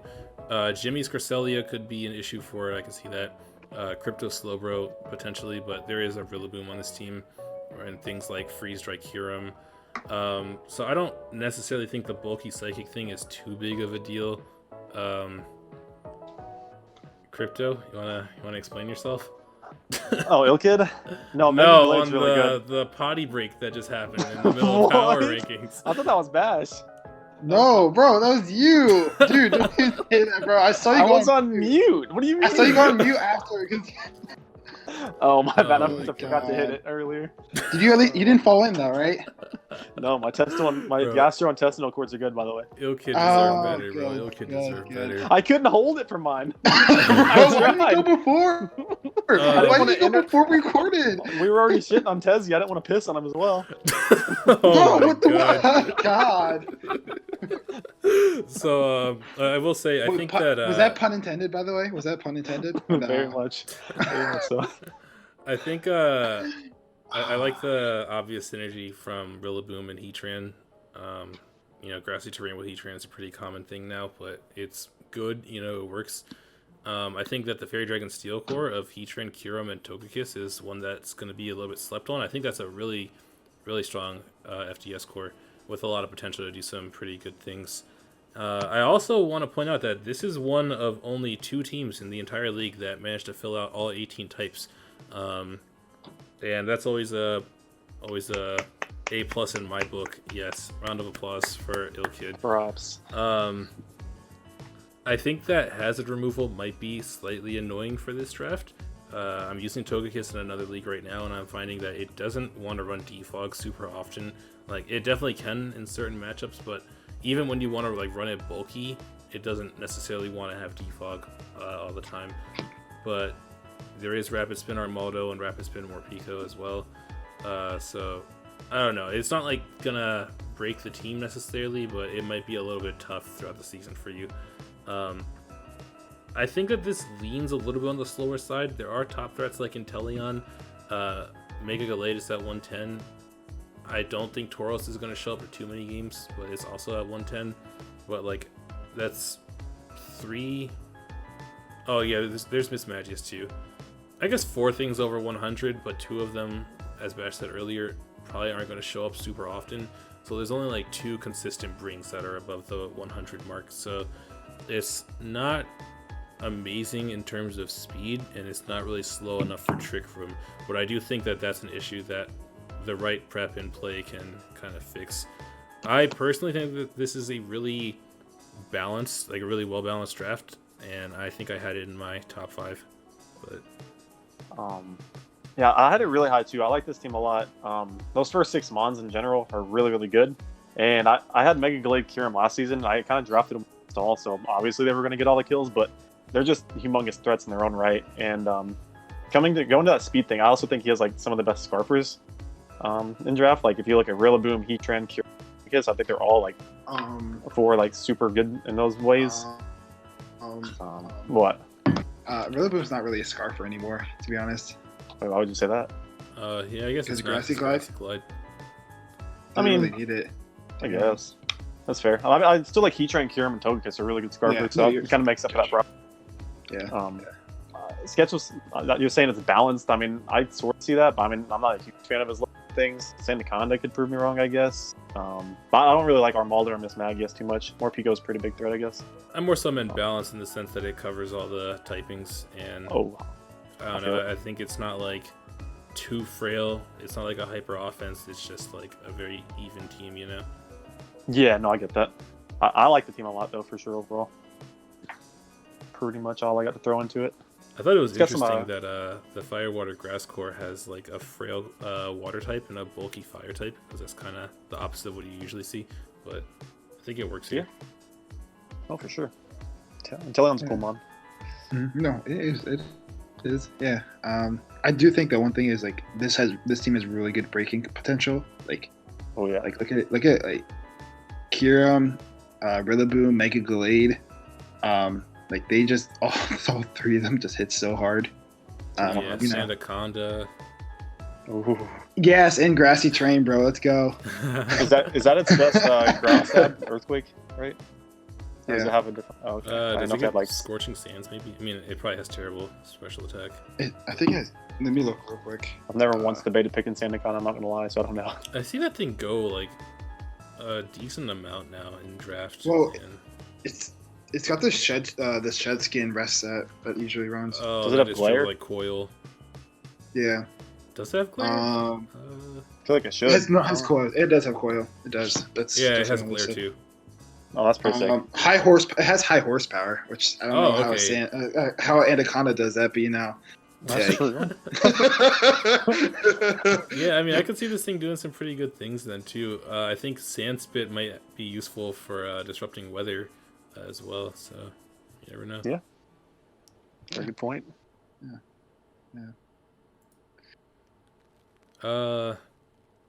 Awkward transitions aside, I was gonna wait and see how long that could last. Just like we were just waiting to see how long it would take for somebody to notice that the schedule was on the dock the entire time. Splurge being an epic troll as usual. It actually reminds me, Jimmy messaged me, it was like yesterday, and he was like, hey, is the schedule on the dock correct? Because it says that I'm playing Duck Suck. Or like, no, I think it was like maybe Shy Guy or like somebody that's not playing anymore. I was like, no, that is definitely not correct. Duck Suck's in the Ed division. That wouldn't really work out that much. 7th place, we have the Oregon Golducks, coached by Ballistic with no S. Nice. And that team consists of Latios, Clefable, Mega Venusaur, Crocodile, Rotom Heat, Cobalion, Cofagrigus, Golisopod, Minior, Galarian Mr. Mime, Komala, and Wishy Washy. Who's going first? Rock, paper, scissors. Okay. Dynamite. Scissors. I win. Yeah, you win. Go for it. Okay. I really like the defensive synergy of this team, personally. I think it's really good. Things like Mega Venusaur, Clefable, Rotom, Latios, really cool in general. I think other than Latios, the breaking power is a little bit questionable, I suppose. Which is not like a bad thing or anything, because he could be like a similar team to Ishan, and where he just needs to play as fat, or not Ishan, but who was the guy we were talking about earlier? Has like the Victini. Oh, Limos. Yeah, I think it's similar in that aspect, where maybe he needs to play to his bulk and then kind of like see if he can play out the long game and see if maybe something like Latios can pull it out for him. Even like things like Trick Room options with Cofagrigus and Wishy Washy is a pretty cool option. And Clefable is obviously a really scary monster in its own right. So, my favorite thing on this team is definitely the defensive synergy. It's got good hazards for sure, T-Spikes, a lot of good rockers, Spikes and Golisopod. Not bad defog. He's got defog with Rotom and Latios, Spinner and Kamala. Pretty good. And Mr. Mime too. Rapid Spin. Oh, that's not. I'm looking at the sprite sheet. It's not showing for me. Forgot that was there. But yeah, no, that's pretty much the main thing I would point out. Is nice defensive synergy. At this point, I don't really have too much negative to say about any teams. But like, I guess his only flying resist is Rotom. Not that that's like a bad thing. Well, no, he's got Meteor too. Not. I don't even. I didn't look at this team too much, but yeah, I like this team. I like it. I like this team a lot as well. Like you said, the defensive synergy here is really, really solid. And having used Latios last season and dropping something like 22 kills with it, like I used to sleep on this thing. I think a lot of people still do. Latios is very capable of just breaking everything on the opposing Mon's team, or not the opposing Mon, the opposing player's team, if it's well supported. And I think that this team supports it very well, especially with Clefable. I think Clefable really just does everything that you need to set Latios up for success. This was, I mentioned Ilkid had one of the only two teams with 18 typings. This is the other team with 18 typings. So another round of applause here. Something you're right in the sense that Latios is going to be working extra hard in terms of getting kills. I mean, that was the case with my team too last season. Yeah. And I mean, it works out. Like, it's very capable of rising to that occasion. Like I said, if you support it well, that's nice. And I think the fact that this team has a lot of momentum. There's 3 U-turners, 2 Volt Switchers, as Flip Turn, Teleport, 2 Baton Passes. And this isn't necessarily a momentum move, but Emergency Exit Golisopod can be a good or a bad thing depending on when it activates. Yeah. But I guess it's a better momentum than stacking your Ariados. So, wait, this is kind of off topic, but how would red card emergency exit happen? Would both ones switch out on the same? That is interesting. It's definitely worth testing at some point. Yeah. I wanted to criticize the Fairy Dragon Steel Core for Cobalion not resisting like Fairy or Psychic moves, like the Steel type generally should, but the Fairy resist is there with Mega Venusaur and Rotom. And then there's things like Crocodile to deal with Psychics as well, so it's not too bad. The only thing really, because this is another one I had in my personal top 5, I had this rated higher than you guys because I really like the way that it synergizes. The only downside is the speed on this team, I think, because the fastest Mon is technically Minior, but that's only if its ability activates, like the shield down thing, because then it becomes base 120, but before that happens it's base 60. So if you're looking to like send something out that's like immediately fast, Minior is not it, and that kind of leaves Latios being the fastest thing on the team immediately with base 110, which is one of the slower teams that we've covered so far. You did mention that there is the potential for Trick Room stuff with Wishy Washy. I could definitely see that doing something pretty cool at some point, but I also think Golisopod could be cool in Trick Room as well. But for sure. Yeah, really, it's just the speed issue. I think that this team would benefit a lot if they tried to like secure something above like base 130 speed or at least over 115. Otherwise, they're going to struggle a lot against some of the faster things that can just run Adamant or Modest all over this team. Right. I agree. For sure. You want to add to that, Besh? Well, What?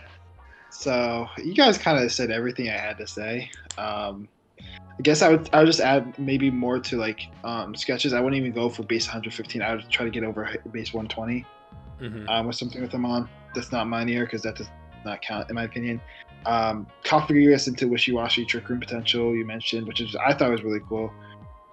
But yeah, it's gonna be a hard team to break too.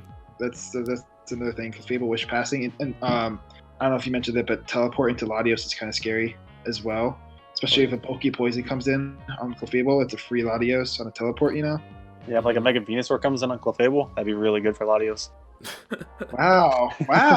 That's not true. And even if they go into like a Steel type, it gets Latios gets Aura Sphere and Mystical Fire. And Mystical Fire.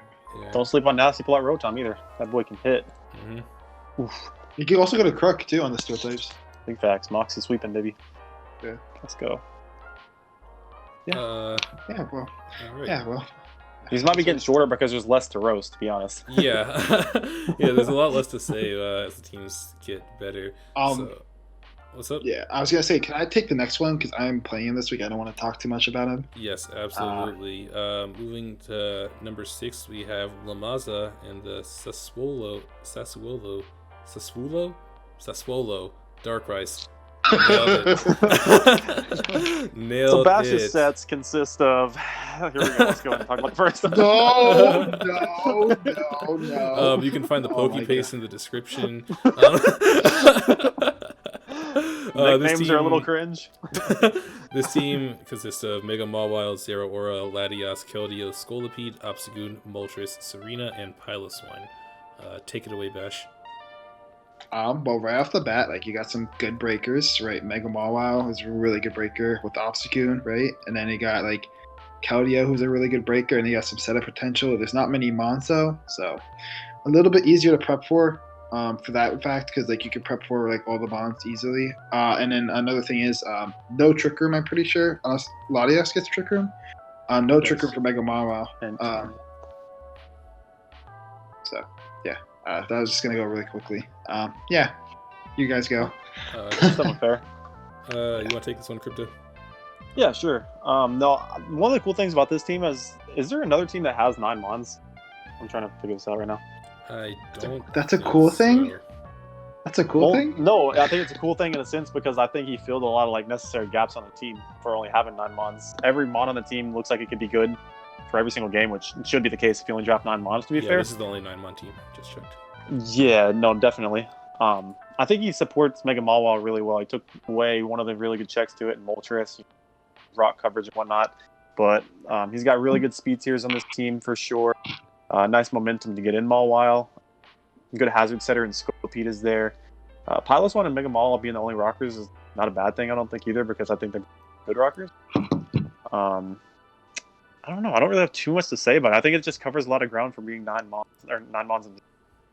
Is there any glaring type weaknesses that I'm missing off the top of my head?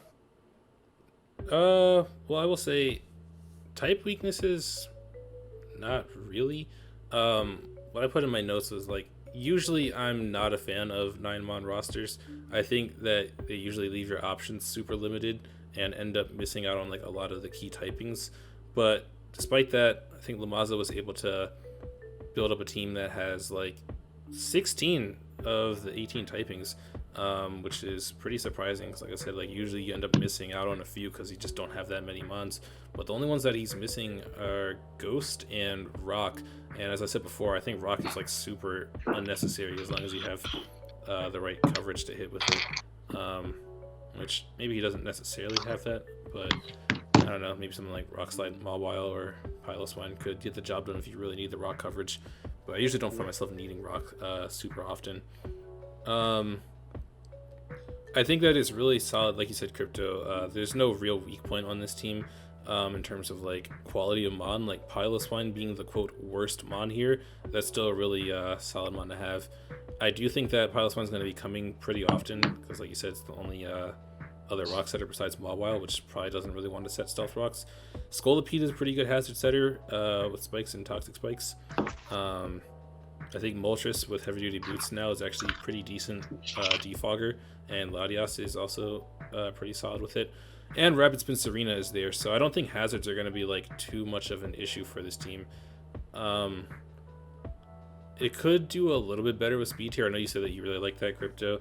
I think that there's a pretty significant gap from Zero Aura to Scolipede, and then again from Serena to Piloswine and Mawile, and then there's nothing slower than Piloswine and Mawile, which means that it could be susceptible to some Trick Room, but like also if you bring Trick Room against Mega Mawile, that could definitely backfire if you're not careful. Right. So it's not a huge deal, and those gaps aren't like super crazy. It just means that you might have to face Adamant or Modest a decent amount in some matchups. My main issue, and this is just a personal thing, and I could be very wrong, like I might be very juiced in this opinion. To me, 9-mon rosters should have like some kind of really insanely broken core that almost make them seem unfair. Such as the example I put down in my notes was last season, Volume, yes, had Tapu Koko, Landers Therian, Galarian Darmanitan, Mega Venusaur, and Skarmory were his first 5. And that is insane. He had like 3 of the top mons at the time, because I think Koko and Lando were still like 17 or 18. They might have all been 18 actually, I forget, but a lot. It was really terrifying to deal with, to the point that it didn't even really seem like he was at a disadvantage by only having 9. Whereas on this team, I don't necessarily see broken cores forming. Like, I don't necessarily think like, oh, look at this Mega Mawile Scolipede core, or like anything like that. Like, they don't synergize as well as I would like to see them synergize, if that makes sense. And then I feel like Keldeo and Scolipede both are very matchup dependent. Whereas, you know, with that team that we were talking about before, like, I think Skarmory can come to most matches, Landorus can come to every match, Koko can come to every match. There's just not as much of that on this team as I would like to see, outside of maybe, like, Mawile and Zero Aura. But, again, like I said, that's kind of subjective. That's just my personal, like, draft philosophy. So I didn't want to, like, knock this team too hard. I had it lower than you guys, but I didn't have it super low. I think that this is a pretty strong draft, and I definitely think that Lamas is capable of proving me wrong. So I'm excited to see what reigning Giratina champ can do. I'm just gonna add one more thing. I think it could be like really random, but I think Parting Shot off screen is actually kind of fire with like the potential setup he has on his team. Scolipede, Zeraora, like Mawile and stuff. I think it gives him a lot of opportunities there. Yeah, Parting Shot into Mawile could actually be really sick for sure. Yeah, for sure. Yeah, did you have anything else you wanted to add, Bash? Or? Did Bash? I think they go on mute or something. No. Okay. Oh, he's just like ignoring me. Okay, no, it's cool. Moving on. What? Screw this guy. Rounding out the top 5, we are kicking things off with the entire circus. Fire name, by the way, coached by Torman. And Bash, if you won't ignore me again, you can start on this one. Wow. Okay. I actually really like this team, to be honest. The combination of like, I think Garchomp. Well, actually, no. Main combination of Spectrier, Mega Heracross is kind of cool. I think. Spectrier just breaking through like a lot of like psychic types. I don't know. Mega Heracross deals with all the dark types that really want to deal with Spectrier, except for Mandibuzz, and Mandibuzz is on his team, so like that's kind of sick. Actually, he's some really good breakers though. It's like the really scary thing, I think. Garchomp can be a breaker. Spectrier, Volcanion, Superior too technically can be a breaker. If he gets steamrolling, Mega Heracross is a huge breaker. Like his team is very scary that way. And he's still able to build out a really good defensive core of like Mandibuzz, Jirachi, Galarian Weezing, Licky, which we all anybody who knows, I hate that mon, but like, but I think it's just like a really good team. I did say has pretty good removal in Galarian Weezing, Mandibuzz. I think are really good reliable remover, especially now that Mandibuzz has heavy duty boots. Also, Glaring Weezing, by the way, I didn't even mention this. Memento into Garchomp, Swords Dance, Scale Shot. Like, that's kind of scary on its own. Mm-hmm. And then, Giving like, away his sets, all right. I mean,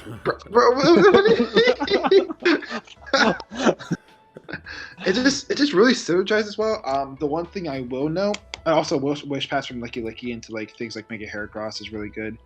Glaring Weezing. I should probably go finish up. I will say the one thing I did notice is that I'm pretty sure it doesn't have any priority on this team. I don't know if I might be wrong, but I think he doesn't have any priority on his team, which is a little bit weird. But I think his team is really good otherwise. Yeah, I think you're right. Unless it's like random quick attack, which doesn't count, but I think you're right. Yeah.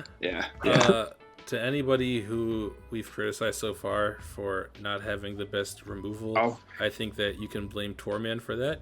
4 defoggers and 4 really decent ones, or like really solid ones. Like I think Mandibuzz, Galarian, Weezing, and Superior are all very unique in their approach to removal, but they're all really solid at it. And then even Volcanion is another decent option, especially now that heavy duty boots are a thing. I think that Garchomp is one of the most reliable stealth rockers in the game, and Jirachi is actually also really solid at getting those up. And then there's Marowak, which I'll come back to that. Heracross has spikes now too. So on the hazard front, I think that this team is really solid, and also toxic spikes from Weezing is really solid as well. Yeah, I definitely think this is one of the stronger hazard control teams that we have right now, and pretty solid speed tiers as well. Nothing really egregious to point out with them. I think that it's pretty solid across the board and scales up pretty nicely with like a high point of 130 with Spectrier and a low point of 45 with Marowak. I think that the decision not to have an electric type is an interesting one. I don't think that it's going to like necessarily break the team, but I do think that having the extra Volt Switch momentum could help out a bit. Because right now there's just U-turn on Jirachi and U-turn on Mandibuzz, which are both pretty solid momentum options, but I think 1 or 2 more definitely wouldn't hurt this team. I think that this team having 3 Heal Bell users or Aromatherapy users is really, really nice. And there's also the Misty Terrain from Galarian Weezing. All of that kind of helps out Heracross and Garchomp, which you usually want to try to get like a Will-O-Wisp off on. It's going to be kind of hard to do that to this team just because they don't really care as much about status. They kind of shrug it off. But the lack of any Ice type or an offensive fairy on this team is a little concerning just because like the main offensive response would be Garchomp, which doesn't necessarily want to be in front of dragons, especially if it's like Scarf in front of it or something like that. I don't know. But back to the Marowak, I think that Marowak is really unnecessary on this team because... How many points was it? It was 1 point, so I mean, like, I'm not gonna like fault it too much. It's not like he spent a lot on it. It just feels like there's no real reason for Marowak to be here other than like maybe as counter Trick Room, but like barely. No. Yeah, it's just like, Garchomp is better in every single way, and obviously in drafting this he was not comparing Marowak to Garchomp. I realize this. I just feel like it's redundant to the point that I don't think you're ever going to feel any reason to bring the Marowak because you can just bring Garchomp instead. I would almost say that it might just be worth dropping it and using that 1 point to either get a different 1 point Mon. I know there's still a couple decent ones on the board, or you can just turn this into another 9 point team and upgrade something. I don't know necessarily what's on the board still, but I think Galvantula could actually be pretty interesting. It would give a second bug type, which is a type redundancy, but I think Sticky Webs with Mega Heracross is pretty insane. So if there's any play that you can make to get that, or maybe even picking up like a 1 point Swirlix, that could be interesting for sure to kind of screw over teams with less hazard support or like hazard control, but that's just my opinion. For sure. Spectre was like one of the mons I was kind of looking at the beginning. I didn't know if it was going to take a round. Like I was like, I haven't drafted in a while, so I didn't know if it was like round 1 worthy or not. But it was something I was considering. But I think he did a really good job like drafting around it, which is something I noticed that's like really important with this one is you've got to be able to clear away with it. And obviously Bash was mentioning like Mega Heracross is the best like dark it's like normal because you can get for it. And also like things like Jirachi's like a cool mon because it's so diverse, it can kind of like lure those things out and beat the counters to Spectrea in some fashions. And just the things like Spectre and Superior can do, just like the steamroll effect they have, clean up games and whatnot, is really nice. Also, picking Mandibuzz is one of the best Spectre to check their counters in the game, so it's nice that he has that on his team. And I just think he did a really good job drafting around it in general. What I would do if I picked the thing, in general. So that's really all I had to add. Really. Yeah, I agree. Maybe like a stronger offensive fairy, like you were mentioning. Yeah. That's about it. Yeah, I mean, there's nothing wrong with the Galarian Weezing. I'm just concerned because there's like no ice type, so it's not really Dragon Weak. Like I wouldn't say it's Dragon Weak. It's like I think Jirachi can handle dragons pretty well too. It just could be an issue in certain matchups, potentially. Sure. But I get that. Moving on to number 4, we have the Amityville Ampharos, coached by Crypto. And I wonder. I don't know if you want to talk about your team. Bash was lying this whole time. Okay. Sure, I can go ahead and name it. I don't know how I'm all the way up here, guys, but got Tapu Koko, Landorus Therian, Slowbro, Kommo-o, Mega Beedrill, Incineroar, Paragon 2, Steelix, on Raichu, and Abomasnow. I don't really want. Is it cool if I like just talk about like why I drafted the Mons, and then you guys can like break down like why you put it here? I guess. Yeah, that's fine. Whatever you want to say, however much or little. Yeah. I mean, coming into this draft, I kind of just want to like draft new stuff and like fun stuff that I've never had before. And like, if you look at Landorus Therian, that's not new to me at all. So I don't really know what I'm saying there. Things like Coco, I haven't had since the very first draft league I ever did, probably like 3 years ago. So that's something I really wanted to use again. Incineroar was something I really wanted to use this time around. Even Como, with me and Sketch give crap to all the time, but Bash about. But I think it'll be fun to try. It's got a lot of. You got Big Boy Abomasnow down there holding it down, playing all the dragons and whatnot. And then I'm sure this will be mentioned, but like I don't know, like 80 to 85% of the team probably has them. So that's really good about it. I don't really have a good special breaker. I guess like Coco and Raichu and Terrain's not bad, but I think that could be like one of my downfalls to the team. A really good played ground type could be annoying, I guess. That's really all I have to say about it. Wait, what was the last part? I think your voice cut out. Oh, I was just saying like a really well played like ground type could be annoying for my team because my ice type's Abomasnow, which I don't know how dominant that's going to be in certain matchups, and the throw is like good, but there's going to be certain ground types that just cause the whole team in general just trouble. Yeah. But yeah, I'll let you guys go ahead and get into it for sure. Okay, cool. You want to start off, Bash? Yeah, damn, Crypto is literally like cutting out because he was like crying over his team. You know, it's like What? He was God. choking up. I was getting emotional, man. I actually really love this team. Looks like a team I would actually draft. I know Sketch, we talked about this, but like we looked like we drafted each other's teams. But because I had mentioned, I love momentum. Yeah, I mentioned this like in our DMs that it looked like Crypto drafted a team that Bash would draft.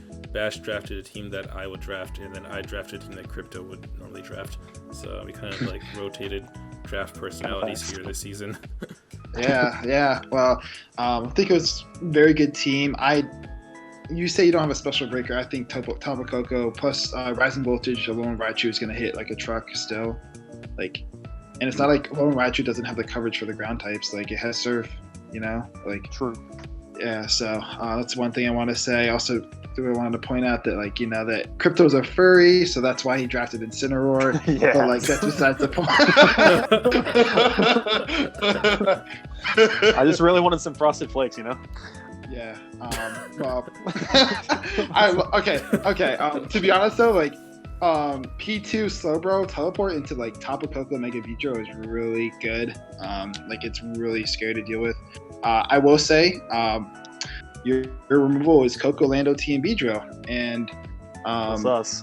It's a little sus, you know, because Coco defogs away its own terrain, which so I don't know if you really want to run defog on that, because then you complain. Well, then I can get away with defog, but then I can get away with defog rest. You gotta think about Yeah, but like Monster here's the scenario. thing. Here's the thing. Then you don't have a special breaker anymore. You know that's what we're talking about. Shit. Yeah. So and then Lando doesn't want to be running T-Fog all the time, and Mega Beedrill just never wants to be running because it's not really exactly the best remover. But because usually the mons are setting rocks up are the ones that are switching into Mega Beedrill anyway. Yeah. So like that's a little bit of issue I see, especially with the fact that your Mega Beedrill is on your team because it hates rocks like a for lot. sure. Especially with the momentum team, you really want to make sure you don't have like hazards up on your side of the field. You definitely want hazards on the other team because then you get that stuck in that U-turn, bolt turn kind of thing, which is amazing. Like it's the best feeling. But like he even get you to like spray out a little bit sometimes. But like What? It's the best feeling. You want to get sprayed out a little bit. What? Yeah, that but, has to go to Crypto's free space. Oh my goodness. Yeah, no, I really like his team. Steelix too. I love Steelix. Like it's just a really good mon.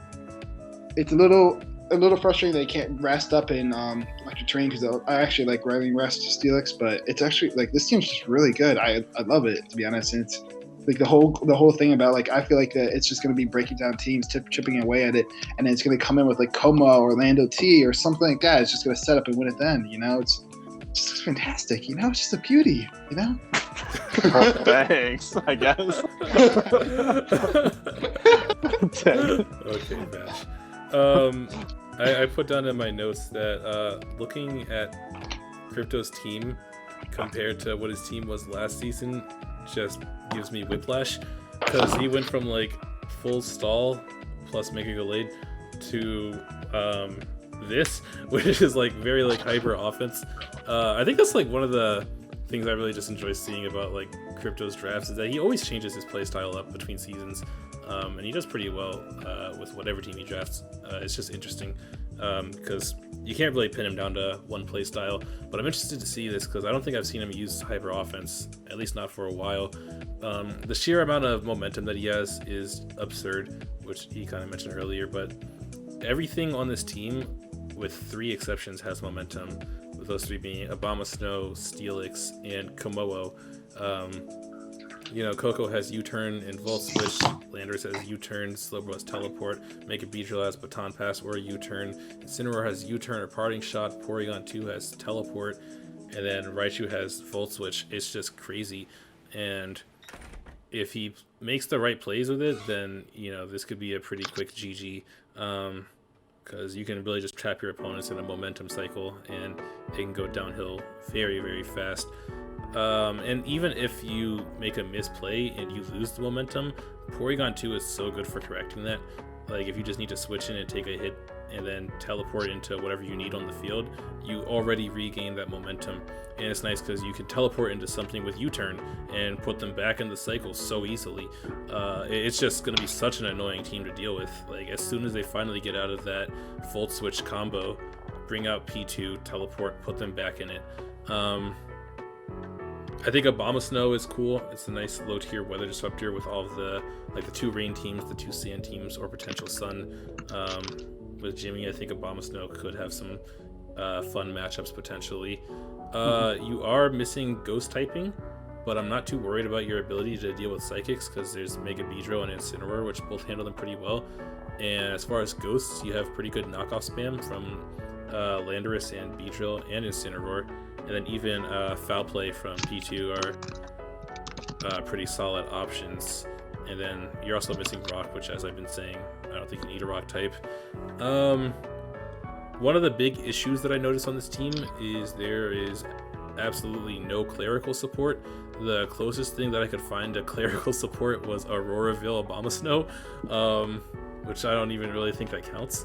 Don't get me wrong, Auroraville is cool, but there's no Heal Bell, there's no Wish or anything like that. Wait. I thought Raichu got Wish. Maybe I'm wrong. Oh, actually, you might be right. I get that fast Wish off before I die. Yes, it does. As a matter of fact, get Wish. So yes. There is that.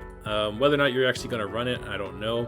I'm not going to say you won't because I ran Wish Jolteon against you in playoffs last season. That's so true. You never know. But yeah, ultimately, you're lacking in the cleric department a bit. And then another issue that actually hasn't been mentioned yet is this team has next to no priority outside of Fake Out Raichu and Ice Shard Abomasnow. Yeah, I think that's about it.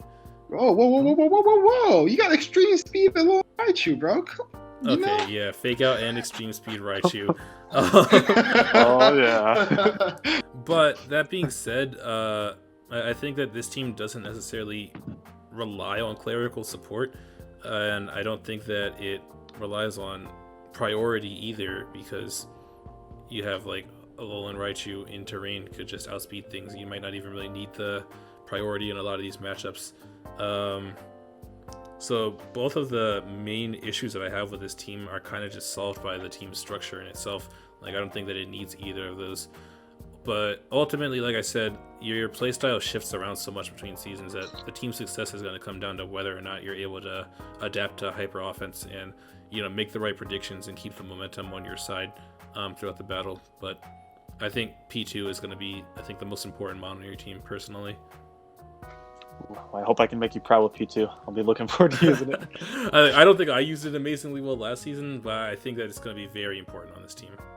Yeah, for sure. No, I noticed that like after the draft, like I'm not worried about not having cleric support, but the priority thing is kind of annoying to me, and that's kind of why I threw Mama still on at the end a little bit. But I think that was an issue for you last season too, wasn't it? Probably. Or yeah. Maybe it might have been Bash. I remember one of you guys had like no priority. That was UPC. That was UPC, bro. Making the tax team.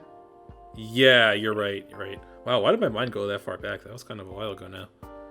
Yeah. Anyway, moving on, we can move to the number 3 team, which is the Miami Ments, coached by OG Albina. And that team has Mew, Zygarde 50%, Corviknight, Infernape, Mega T-Tar, Decidueye, Swellow, Vaporeon, Kangaskhan, Granbull, and Charjabug. And I'm gonna let Bash start this one off. Take it away, Bash. Fantastic. Okay. Like, I actually really like his team. He has really good setters, to be honest. Well, he has some good setters. I mean, Stealth Rocks could be better, but you always have Mew. Mega T-Tar and Infernape is basically Stealth Rock setters, if I remember correctly, and then Charjabug is a Sticky Webber. But Mew is always reliable Stealth Rocker. I think Tyranitar is a pretty good Stealth Rocker, even though I personally love using Dragon Dance on it, because that thing's an absolute truck. Like, it just hits like a truck, and it sets up pretty easily, because it's able to take like most hits. Like, even though it's 4 times weak to fighting type moves, like, Focus Blast does not do a lot to Mega T-Tar as you'd think it would. Like, it's 4 times weak to it, but it has Sand. It's so bulky. It usually gets up a D-Dance for it could always get up like a D-Dance, which is really scary. He also has pretty good momentum, was like a really good thing. Mew, Corviknight, Infernape, Decidueye, Swellow, Vaporeon, Charjabug even too. They all have really good like momentum to get things in, to hit hard. Especially I like Corviknight with that, because like it gets you like the what brings in Corviknight, right? Corviknight brings in electric types, fire types, right? You get the U-turn out into Zygarde 50, and that's a free 1,000 arrows, you know? That's a big thing. That core right there, Zygarde 50 Corviknight, is going to be really difficult to deal with. One thing I will note is, like, I don't know. I don't feel like Swallow fits on the team. I feel like it was just thrown on there just to add some speed onto the team. It just feels a little bit weird on the team, at least in my opinion. But otherwise, I felt like it was a really good team. Very good breakers, good setups. Good setup, really good bulky defensive core, a lot of momentum. Vaporeon also, I forgot to mention, Flip Turn, really good with that, and Baton Pass. Which technically he could pass Acid Armor Baton Pass with Vaporeon, which is kind of scary now that I think about it. But yeah. Oh, that is pretty scary. OG Albina is interesting to me because he's sort of been around for a couple seasons now, but I've actually never faced him. But despite that, looking at this team, I kind of think that this, like, just seems very much up his alley, just from what I have seen from him. Like, this just strikes me as a team that he's going to be very comfortable using, if that makes sense. And I think that there's a lot of, big offensive and defensive threats on this team, which just creates a really nice balanced roster. I think Mew and Infernape are two really, really versatile and sometimes unpredictable mons. I mean, especially Mew, you can't really always predict what it's going to bring, but even Infernape has some tricks up its sleeve where you won't always know exactly how to prep for it. I don't exactly think that this team synergizes well, but I think that it has enough big name threats that eventually, like if you throw enough big name threats, eventually the pressure is going to crank up. And I think that that's sort of the case with this team. The hazard control on this team is elite, possibly the best in the league, is what I had down in my notes. 4 defoggers, and 4 pretty good ones at that, with Mew, Corviknight, Decidueye, and then there's Swallow, which isn't like necessarily great, but it's a fast one in case you need to remove hazards in a pinch. Bash already talked about how much momentum this team has, and that is just really nice. That's a lot of what I talked about in my notes as well. The one thing I will say here is this team doesn't have a poison type, and that is a little bit scary because the steel type here is Corviknight, which is a bit passive. Having a passive steel type and no poison type means that bulky fairies like Clefable or Sylveon might be a little bit more annoying to deal with, and that's especially concerning since those are really likely to come to help check Zygarde, Tyranitar, and even to like sponge hits like Infernape's close combat. The other issue is speed tiers. Like he said, Swallow was kind of slapped on, likely to, give him that thing above base 120, which is nice, even if it is like a little bit out of place. But Swallow and Infernape are the only things on this team that are above the base 100 mark. He does have Sticky Whips to, cover that problem, but this team definitely could benefit from maybe having one more thing above 100, preferably above 110 or 115, but yeah, I think it's a strong Fire, Water, Grass core on this team. Pretty decent Fairy, Dragon, Steel. And yeah, I just said that this team has its weak points, but it's not bad by any means, and I expect OG Albino to use it really well. No, that's definitely fair. I think with that bulky Fairy thing you pointed out, how it could be tough for him to break those, he could probably utilize like Stallbreaker Mew and Stallbreaker Knight in those instances to kind of help with those, which are definitely some key ways for sure. And otherwise, using strong breakers like Tyranitar and I guess Infernape really. Well, Swallow too. Swallow. I think Swallow does add some things to his team. He didn't have a normal type before that, and really strong break with like Specs and Blue Burst and whatnot. So I'll give him that. Overall, I think it's a really balanced team. Like it can go multiple ways, and Mew's obviously the king of balance in that sense. I would say because he can just do so many different things and make a team function one way or the other. He's got really good priority on this team for sure, with like Extreme Speed, Zygarde, Mach Punch, Vacuum Wave, Infernape, Sucker Punch, Shadow Decidueye. And like Quick Attack Swallow's even really strong with Flame Orb set. I think Kangaskhan gonna get Sucker Punch too. So that's pretty strong. His team is definitely really scary. Like, I know Charge Bug's like just a Charge Bug. I'm not gonna sleep on it, but his team can definitely function really well under Webs, I would say too. Just to add to that, I think it's a pretty good balanced team. I don't know. Not too much else to add. Yeah, really I agree. Yeah, let me say it's kind of hard to find things to say whenever the teams are getting better. For sure. Especially now that we're in the top 3. But yes. I think by the time that we mentioned OG Albino at 3rd place, the riots probably already started when they realized that myself and Bash are in the top 2. And it's like, oh, rigged. Oh my god, rigged. Yeah, whatever.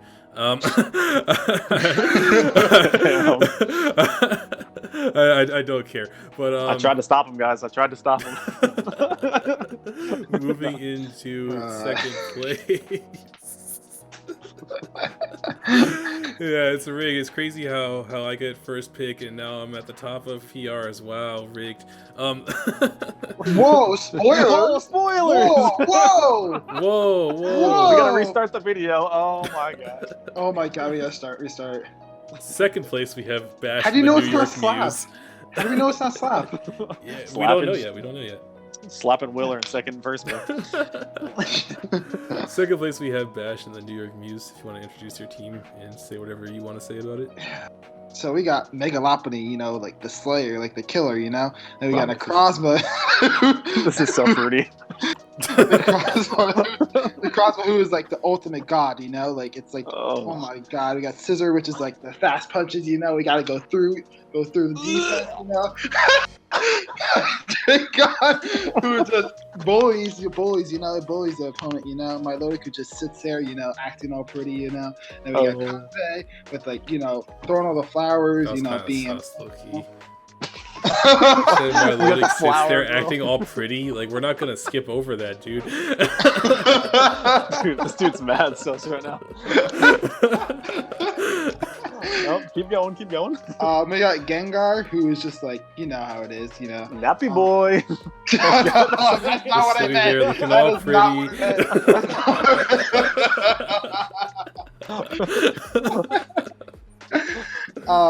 Then we got Gligar, the Lando G, like how it is. Lando G. Rise up. We got Pincursion here. I never tried it before, but it's gonna be fantastic. It's gonna be ass. No. Then we got Glaceon, who it's gonna be like blowing away the team of the opponent, with its frost breath. I'm sorry. You say it's gonna be blowing his opponents, bro? What? Blowing away. Wow, dude, this is the most sus introduction I've ever heard, dude. I'm glad I don't play Bash, bro. This is disgusting. Then finally we got Go-Go the Goat. Okay. Yeah. Thank God. All right, you want to talk about your team there, buddy? Bro. That was tough to get through. Yeah. Well, I guess the team. I feel like I'm pretty good about the team. I mean, I didn't right around the time I got comfy because I didn't know which way to go. I was going to plan again Mimikyu, but I ended up going with Gengar. That route. Thanks to Crypto. Crypto helped me out with that. Shout out to him. But Pincurchin, I felt like is actually for 5 points is actually kind of a steal, to be honest. I wanted T-Specs on the team and Gengar doesn't have it, right? So T-Specs with Mega Lopunny Fake Out is going to be really annoying just to rack up more poison damage. Also gets reliable recovery and Memento too, so that's really good for setup. And it actually get hit ground types too. It gets Scald, Liquidation, and it gets priority too. My team has a lot of priority on it, so looking forward to that. Sucker Punch. Oh, interesting. That's so weird. Yeah, it's so weird, but yeah, it works, So yeah, I feel pretty good about the team. Didn't know about what I should do with the last couple points. Ended up going with Glaceon, Go-Goat. Just yeah.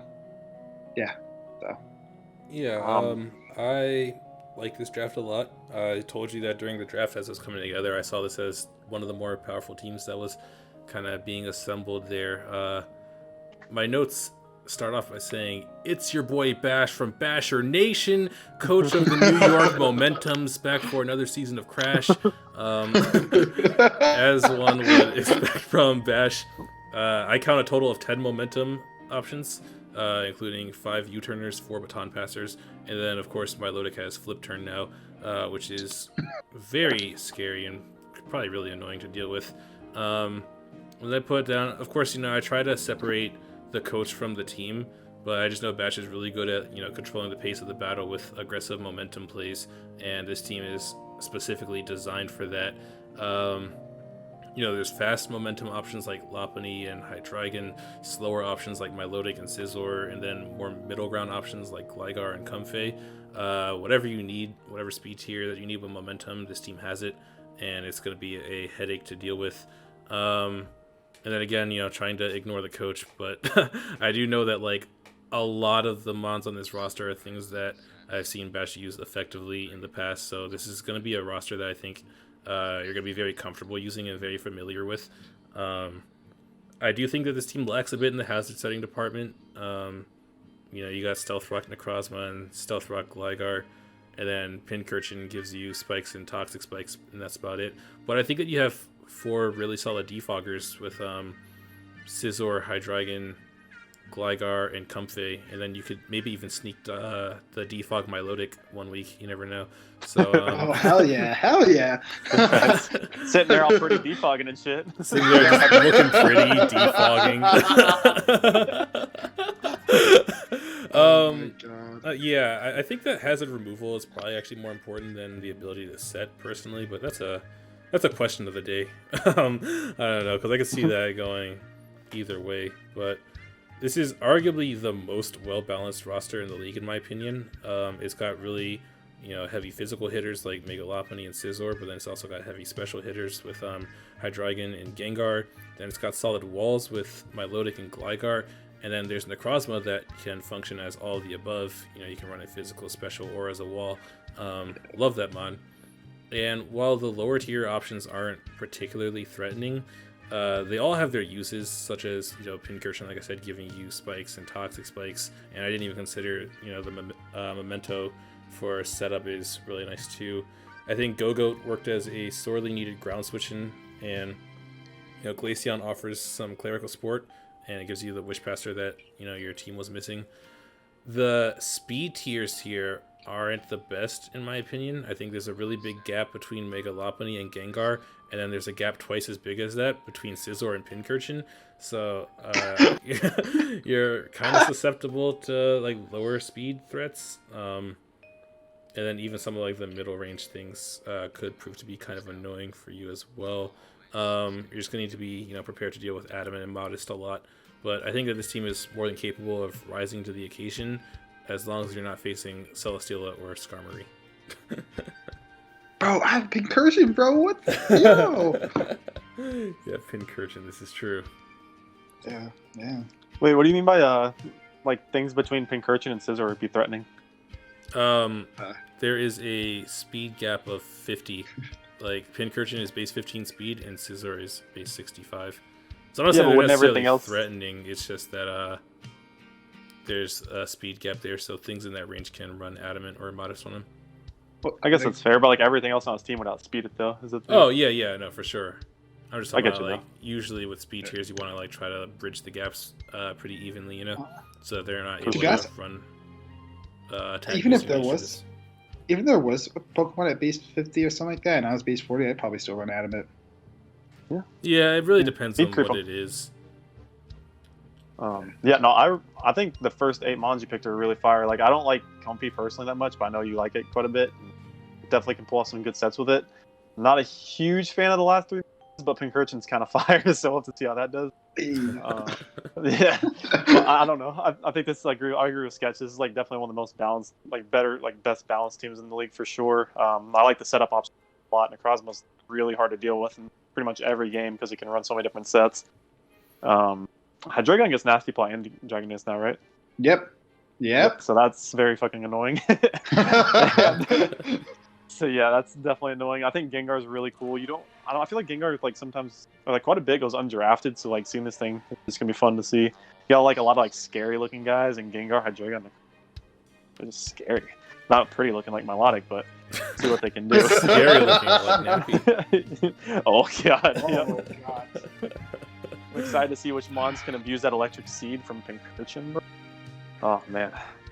And Go-Go better get at least one sweep. But yeah. Okay, fair. I'll do my best. I just want to point out one more thing. Pincurchin also gives me electric immunity. I don't know if you guys know that, but just want to point that out. Oh, is that one of its other abilities? Lightning Rod? Yeah. Lightning Rod. I thought it would be pretty fire if you picked up an Unburdened Mon or anything that could take advantage of electric terrain, but okay, but I don't know if there's I couldn't really honestly, the team. Honestly, let's drop him to 16. He didn't pick up an Mon. Let's just drop him bro, to shut up, bro. He's going to that division. That division. Ducksuck has some competition now. Good thing you get talk, bro. Ducksuck and Sticks are in our Ed division. Okay. You tried 6 out you last time, buddy. Okay. Now over I don't know, probably over 2 hours into this recording, we reach the number 1 team, which are the Winston Weaviles, baby. So rigged. So rigged. So oh rigged. my god. So rigged. It honestly feels super cringe to put myself at first, but that is also why we took the averages across all 3 of our lists. So I averaged out at first. It's not just because I put myself at first. To clarify, okay? Oh, you know what I put him at 10th, so okay. I put him at 17, so I don't know how this happened. I'm running with a team of Dragapult, Melmetal, Mega Medicham, Tapu Fini, Nihilego, Umbreon, Donphan, Talonflame, Rotom Frost, Quilladin, and Pinsir.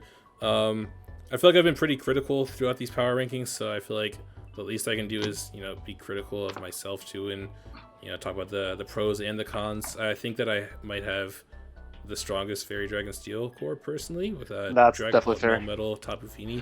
I think is really scary, and I think that throwing Mega Medicham on top of that is just kind of ridiculous in terms of physical wall breakers between like Medicham and Melmetal.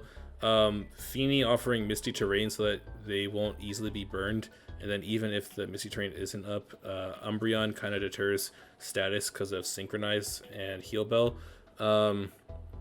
Umbreon just existing on this team is pretty crazy in my opinion too, just because it sponges Dark and Ghost hits for Dragapult and passes Wishes into Melmetal on Tapu Fini. That was the one thing that I wish I had last season when I used Fini, was like a decent Wish Passer to keep that thing healthy. I loved Fini last time, but it definitely got wore down, so I'm glad that I have something like Umbreon around this time. The speed tiers are alright. I didn't think there were like a ton of crazy gaps, but like there are some for sure. Notably, Talonflame to Nihilego is a pretty bad one. I think that's the most egregious one for sure.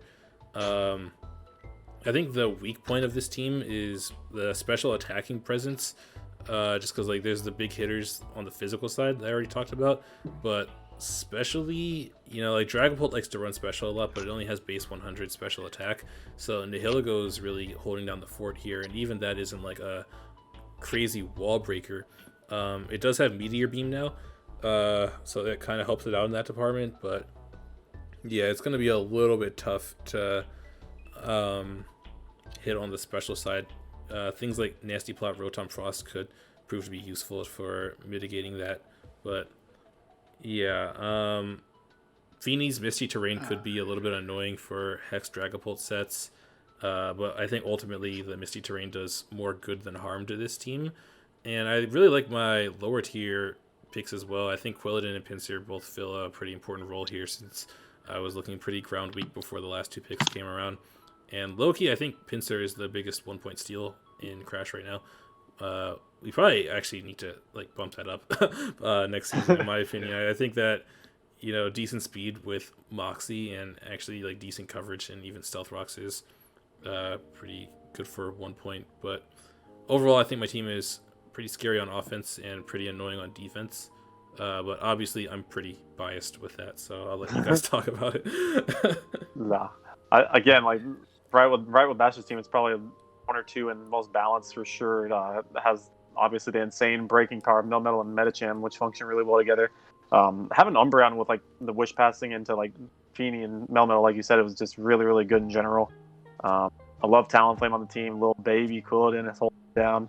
I tried to get all the crypto goats. I got the Fini, Talonflame, Quilladin, Umbreon. Yeah, I can't hate on this team at all. For definitely some solid momentum too, or not momentum, but I was gonna say priority. With like Sucker Punch, Dragapult, Fake Out, Medicham, and Ice Shard Donphan. That's definitely good. Ice Shard in general is just a really good priority move to have in like how many strong dragons there are. So that's definitely gonna be nice to see. Yeah, Bullet Punch on Medicham too. Oh, true. Forgot all about that. But yeah, it's definitely gonna be a solid and like tough team to deal with. Oh, and Brave for Talonflame. Yeah, if you decide, I mean, personally, I find Flame Body to be like better most every week, but Wings can definitely come in and hit. Oh yeah, for sure. Most games, but Wings can definitely be nice sometimes. Yeah, I mean, there's not really too much to add. Trolling with that or not? That's crazy. No, I'm being serious. I usually run Flame Buddy for sure. Flame is really good on it. You're gonna have to teach me how to use a lot of these things. You're gonna have to teach me the ways of Talonflame and Quilladin. Can try. Quilladin, you just switch into every Shadow Ball. The best way to do it. Okay, bet. But yeah, no, yeah, I don't know. Bash, what do you want to add to it? Oh, I will also add that this team is missing normal type, which can be a little bit scary. I think that puts a little bit of pressure on Umbreon for coming in on ghost moves, which can get kind of predictable. But I can see that. Yeah. Yeah. So I got a couple of things to say. So first off, let's talk about the weak point of the team, and that is like in the player. I need to say that. No, Alright, but I'm gonna head out. in all seriousness though, like this team's really good. I will say the one thing is a little like I'm a little bit iffy about is like the Umbreon's really good with wish passing to Tapu Fini and Melmetal, but Umbreon can't really click Toxic really as much with the terrain up, which is a little bit iffy, I guess. I will also note that he doesn't do the best against bulky waters either. Like, like Quoden and Rotom Frost. Like Rotom Frost is good, but like I don't know. Like I don't know if they're gonna have trouble breaking. I feel like and I don't think we love Quoden here, but I don't think it's coming to every game. There was also I will say. I feel like Donphan's gonna be pushed into a role of removal. I know you have a couple different removal options, and Donphan, Finny, Talonflame, Rotom Frost. But I feel like personally, like Tapu Fini doesn't want to be put into that role of defogging. It likes to set up. It likes to do other things. Talonflame, I personally think like wants the 4 different moves on the team. Like usually Tom Bulk Up or something like that is really good in Talonflame. I don't think it really wants to run defog. And Rotom Frost, like. It can, but it doesn't always want to. I feel like Donphan's going to be really pushed into that spot. But they can run it. It's just that I feel like it's going to be more put on to Donphan for that. Like it's going to be Donphan's going to be pressured a lot more to do that. I also want to point out with your stance on Fini there, but I do agree with the other ones. Yeah. I ran defog Fini a lot last season. Okay. But there definitely are those matches where it doesn't want it for sure. But I think bouncing between the two of Fini and Donphan are somewhat consistent, not amazing, but decent. I also want to point out that one thing I also want to know is the last thing I guess I want to know is like for at least week wise for the team is Dragapult is not like Dragon Darts and Draco Meteor is going to be weakened with terrain. I know I talked about that last time with Latios. Oh yeah, that's true. But Latios ended second in kill leaderboard. Yeah, but like I feel like Dragon Darts is a little bit like I personally would like love spamming Dragon Darts on Dragapult, but like I don't know. I just feel a little bit iffy about that. But otherwise, the team is like scary as hell. Like it's going to be a pain in the ass to deal with. So many offensive threats, so many defensive threats. Like it's just, like what the hell, bro? Like why? Yeah, that's definitely a good point about the dragon getting nerfed there. I actually hadn't thought about that, despite having to deal with it last season. It's funny but that's like saying like. I was just gonna say that's like saying like any dragon gets nerfed in terrain though. Like you still want a dragon type. Yeah, no, it's funny because like Bash definitely was like, yeah, that's gonna like be really annoying for you this season, and it actually didn't come up all that often. The only time that it actually was an issue was it was either against Bash or against Crypto. I don't remember. It was one of you guys though. Whenever it was an issue, it was the only time I was using it. I was like, of course. Had to happen. Yeah. I do find it kind of convenient that I'm known for drafting whack teams, but then when you draft the team that looks like mine, it gets first in PRs. It's because whack teams are the meta, dude. That's what I've been saying all along. It's because he didn't go up full out stall, you know. Oh wow, okay. Yeah. Also, the point that you made about bulky waters was very true. Somehow I forgot to put that down in my notes, but I definitely mentioned that to you like after the draft. That I was strong with bulky waters, but yeah. I mean, Metacham will just fuck them up anyway, so you'll be good. Wait, why don't you just borrow options like Thunderbolt, Dragapult, and like Thunder Punch, Metacham, Thunder Punch, Melmetal, but you know it could be really good for bulky waters? Pincursion, bro. Okay. Get it. Are you trying to trade Pincursion for Metacham? Yes. Oh, Metacham. Make it happen. So dual fighting types, you know, Lop. Yeah, you can run 2 megas. We'll allow it. Big facts. Oh, sweet, bro. Now the viewers are watching the rigging take place. They all get to witness the rigging. We're gonna find out about the draft order next. Wow, Sketch rigging the draft order to get first, bro. Oh my god. Bro, that was a rule before I was even Cyrus, man. Rigging the league so you win it. Unbelievable. It wasn't even in the league rules, bro. Like look at the league rules. It's not on there. You just made the league rules like last week. Surprised you even did that. Jeez. Bro, I don't know what you're talking about. That league's rules is like so like detailed, you know? Spent so much time. Spent so much time on that. Also, we said that we'd mention at the end what our own personal lists were. For sure. I don't know if we need to like read through them. or just like put them on the screen or something. But Yeah, if you have a graphic for it, it's whatever. yeah, pick up yeah. graphic. You should be looking at them right now if I do my job correctly in editing. If not, then yeah. Yeah, Oops. see, crypto is actually supposed to be in like 12th, but like Yeah, as you can see Yeah. here, they do actually have me at 17th place on their list. So, anyway, we've been recording for over 2 hours, so I think we should probably Yikes. end this. yep. Yeah, any closing thoughts? It's been real. I'm gonna keep a close eye on Bash. Calling too many things pretty recently, so I'm gonna try to keep my distance, and we'll see how things go. Yeah, I'll just want to keep in mind that like typically we do not condone peeing on call, but like I guess crypto decided to do it. I'm muted, but okay. Bro, you did not mute. Okay. Well, also Bash is very lucky he dodged me this season, so see how that goes. I would beg to differ. I would love to play you this season. All right, let's do it. I actually think I have the team matchup, so boom, let's go. All right, Dang. before we get into that, I'm gonna end the video. We're gonna end things the way that we started. Go subscribe to my YouTube channel. Follow me on Twitch. You know what I'm saying? We're on the road to affiliate. I'm gonna say the thing that I say in my videos, right? Check it.